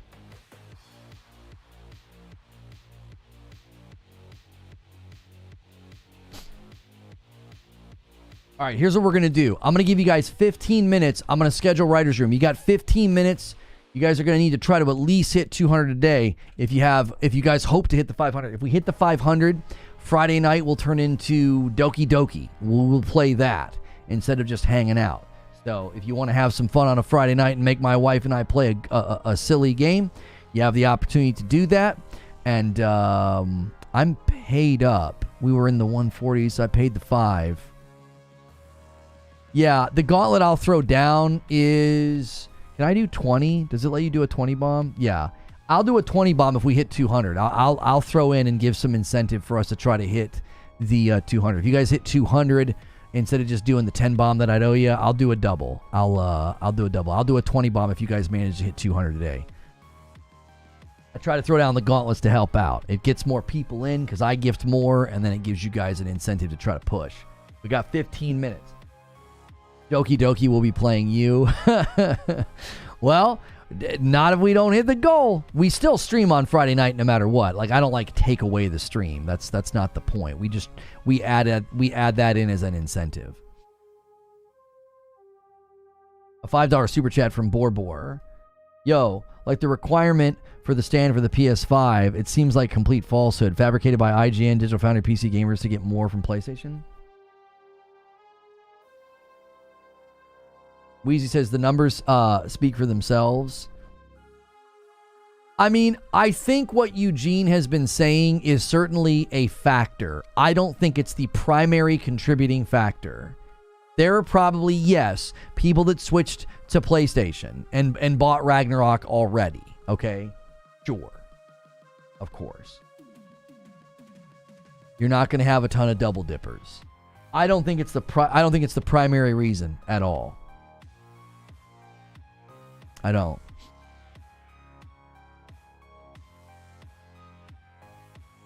Yo, Patrick says, come on, boys. Let's try to do it. We hit 200. Lono drops a 20 bomb. That takes us to 164. Thank you for gifting a member, Patrick Q. Also, guys, don't forget to celebrate your renewals. Those count too. You don't have to gift to help with the goal. Jesse says, PC reviews aren't reliable anymore. The fan base wield reviews as a weapon, not an honest reflection of their experience. In this case, they are viewing the way you access the game, not the game. I mean, so I get what you're saying, but I think that's precisely what the consumer should do. Less people are buying Ragnarok. It's obvious. They're speaking with their wallet. Less people are heaping praise on the game because of the requirement to log in. That's what consumers should be doing. If they don't like what the company has done, that's how you let them know. Let me ask you a question. They buy it. They're irritated about what the company has done. Should they give the game a great score and then go complain on Twitter? The only way to rattle the cage of a company is to hit their bottom line or hit their public perception, because that affects their bottom line as well. There are companies right now that are terrified of what Metacritic does to their game sales and to their stock value. Because they know if their game comes out and has a bad score, it affects the sales. It affects the money that they make. They should return the game? No, they should do whatever they think is best. They should do whatever they think is best. If they bought the game and they were willing to create the sign-in, or even they already had the sign-in and they logged in, and they take issue with it and they want to give it a bad score, if that's what they think is best, that's what they should do. The consumer is seeking their best. That's what the consumer is supposed to do. If you wait for a sale, if you game on all platforms or one platform, you love Game Pass, or you buy all games at full price, that's what you should do as the consumer. Seek your best. That's what consumers do naturally. They don't adhere to your standards, they adhere to their own. Buy it, keep it, complain about logins. If they're willing to keep it, the issue isn't that big of a deal then. I mean, again, they're voicing their opinion.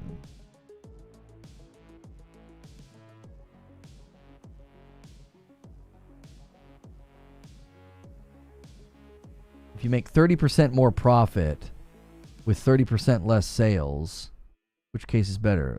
Saturation with more profit? Yeah, but how do logins even contribute to them? They're not making more. They're not making more profit because of requiring the logins.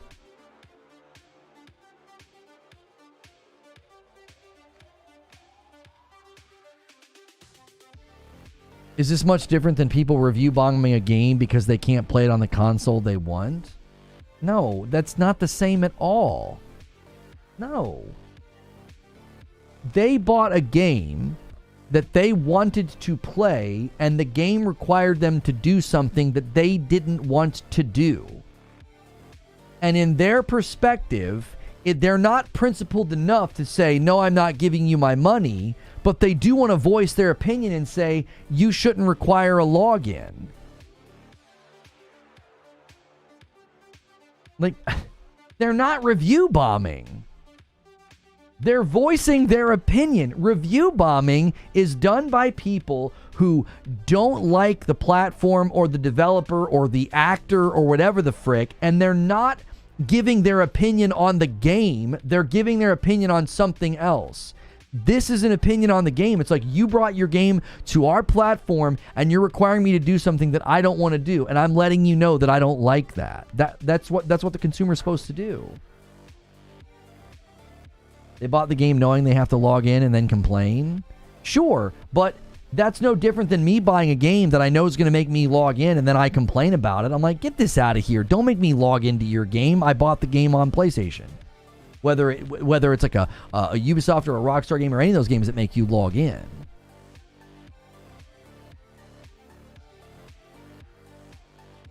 Oh, if they eventually did Steam.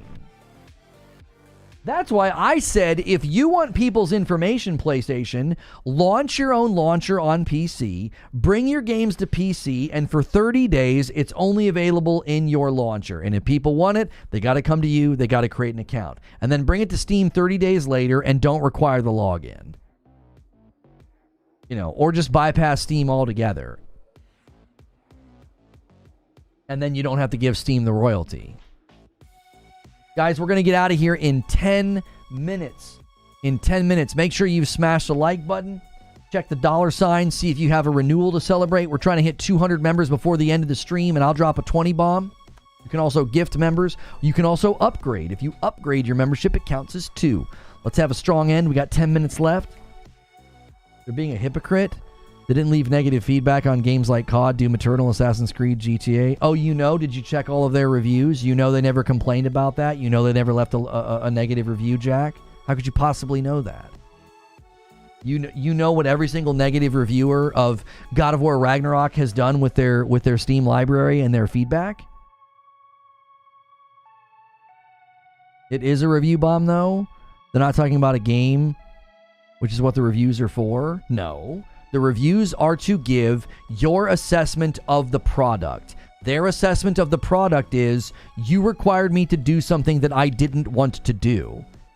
If I bought a vacuum cleaner that came with some code and I couldn't use the vacuum cleaner until I called the company and registered my email address with them, and I leave a review on Amazon and I take points off and I say, this was a minor inconvenience, but I really didn't like the fact that this product required me to do this extra step, I'm reviewing the product. It's a part of the product. That's a fair thing to do. It would be weird. I'd be like, what? I bought your vacuum cleaner and it won't turn on until I put in a combination code. Then I got to get the code from you. I got to get on the phone and I got to wait and I got to give you my email address and then you'll give me a code. I'm leaving that in my review.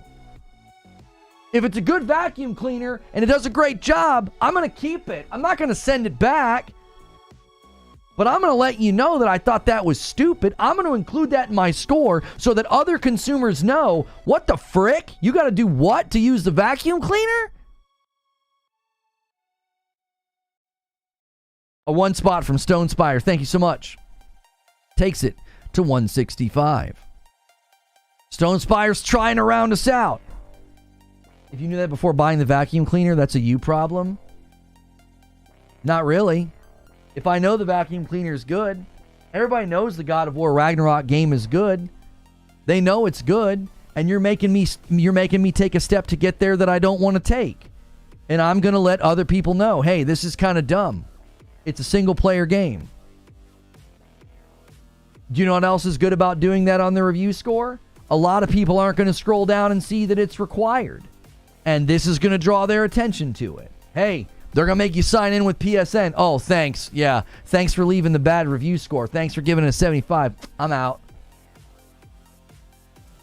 Metallica with a VIP renews and bumps the line to 166. We got 7 minutes and we're getting out of here. 28 months. Been a while, apparently. Doesn't seem like that long. Here's the many more. Thank you, Tally. There are literally other games that do the same things. Yes. And people complain. We're not talking about other games. We're talking about this game. Brandon with 11 months in a VIP. Thank you so much. Let me flip the argument around. Let me flip the argument around, right? Because I always hear this, like, it's like a sniveling, like, voice of, like, well, they didn't have to buy it. They didn't have to put it in there. It's not a requirement. They chose to put it in there. I'm flipping the argument right back around. Well, they don't have to buy it. They bought it knowing that they have to do. They didn't have to put it in there. They took a Game of the Year contender and they shot it in the leg because they want your information. They don't complain at all? That's not true. Do you not pay attention to the PC user base? They always complain about this. They complain about having to make logins. Are you kidding me? People don't like it. Thank you, Brandon, for the VIP renewal, 11 months. What's up, boss man? Love the show. Thank you so much. Bumps the line to 168. Do you see? It's like, well, they don't have to buy it. They didn't have to put it in there. They knew. They knew what the reception was going to be. And again, it's been inconsistent. They go to add it into Helldivers. They remove it because it's a unique circumstance. It's only required in Tsushima if you want to play Legends. And then God of War Ragnarok, for some odd reason, comes to market as a single-player game like, no, we're requiring it. It's not even been consistent. Of course people are going to be angry. It doesn't even make sense. There's no rhyme or reason to it. It's like, wait, what? You make an exception to Helldivers. It's only required in Ghost of Tsushima for Legends, and I need it for Ragnarok, a single-player game? Like, it doesn't even make any sense. I like the game. That's why it irritates me. It's like, I just don't think this is a good decision. You know?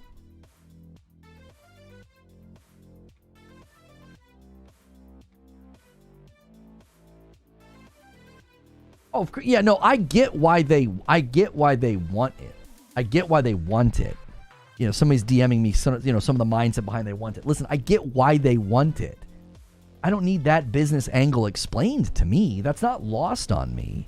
They're trying to build cartilage between the two platforms. Hey, we're tracking your trophies. Hey, you have an account with us. Hey, you like that game, probably like this game, and it's only over here, right? I get it. But when Herman Hulse tells shareholders, we're going over there, seeing good results, we want those people to potentially come over here, and you're doing something that you know upsets that user base, it leads to negative scores, negative reception, and lower sales, I feel like you're self-sabotaging, and I don't know if it's worth it. They might fundamentally think that it is worth it because in their mind, PlayStation's a huge priority and PC's just additive. And they don't care. They're like, that's fine. We don't care. We'll still continue to get enough people to trickle over. You get however many hundred thousands of people to buy a game, and then you get a couple thousand to convert. You know, drainage. Like, you just slowly get people to leave. And that's maybe why they justify it. They're like, no, we don't care. That's an additive market. I don't think it's good to have one of your best pieces of property sitting over there with a 75%. It doesn't look good. It's like that thing went toe-to-toe with Elden Ring and it's sitting on Steam at a 75 because you want people's info? Like, okay. I feel like what you're doing is you're creating things that are at loggerheads. It's like you want to come to this market and get sales and get good reception to build that platform's confidence in you, your brand, your property to potentially come over. And now you've got one of your best games sitting over there with a mediocre score. That seems like you're creating a tension point. It's like, I don't think this is helping you achieve your aims. Think about it this way. What if they did this with every single one of their PlayStation games up to this point, and they all had mediocre scores accordingly? Because people are like, oh, frick this, I don't want to make a PSN. So God of War 2018 has a 75%, and Horizon, and on down the line. They all have middling scores in the 70s because they came over here and required everybody to create logins. Let's talk about the Horizon Zero Dawn remaster. There are people who bought Horizon Zero Dawn on Steam, and they're not going to be able to get the remaster because it's going to be region locked out of regions that can't create PSNs. So now you've got consumers who gave you money, liked your property, and they can't buy your remaster. Like, don't you see? If they've been doing this from the beginning, I think they would have more data points to say, this might not be a good idea. We're bringing property to a platform and getting not great scores because we're upsetting that user base with something that maybe we could figure out another way to get this information. Right? Hey, if you link your PSN, we'll give you free DLC or free cosmetics. Right? You'd have people that would say no thank you, but you'd have people that say, oh, if I link if I create a PSN and link it, I get, cosmetics, I get DLC. Sure, I'll do that. I don't know, something like that.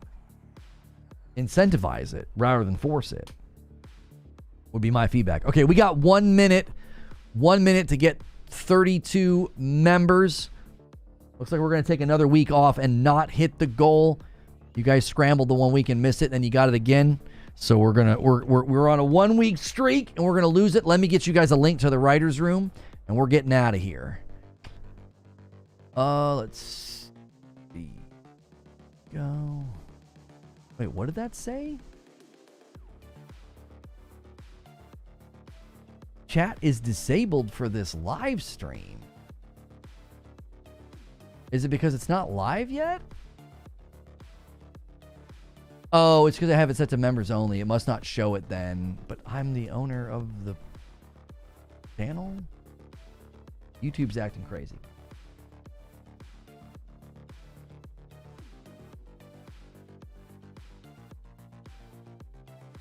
Okay, here we go. Would PlayStation making their own launcher be accepted by the PC community? No, but they would probably be okay with that, because if they get less sales but 100% of the revenue, they might consider that a wash and worth it, because then you're getting people into your ecosystem and you're not revenue sharing with Steam. All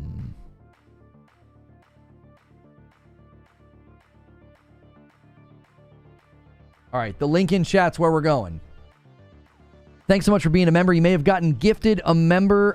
The actual membership gifting slowed down a little bit, so we're probably not going to hit the goal this week, which means the Doki Doki incentive to play that on Friday night with Madam may or may not happen. You guys have gone crazy before, though. We got 2 days to make a pretty big jump, and I'm actually going to be out of town tomorrow on Thursday, so you actually only have 1 day to hit the goal on Friday, so probably not going to happen.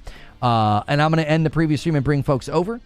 Thank you guys so much for another great day of gaming news today. That format seems to be working.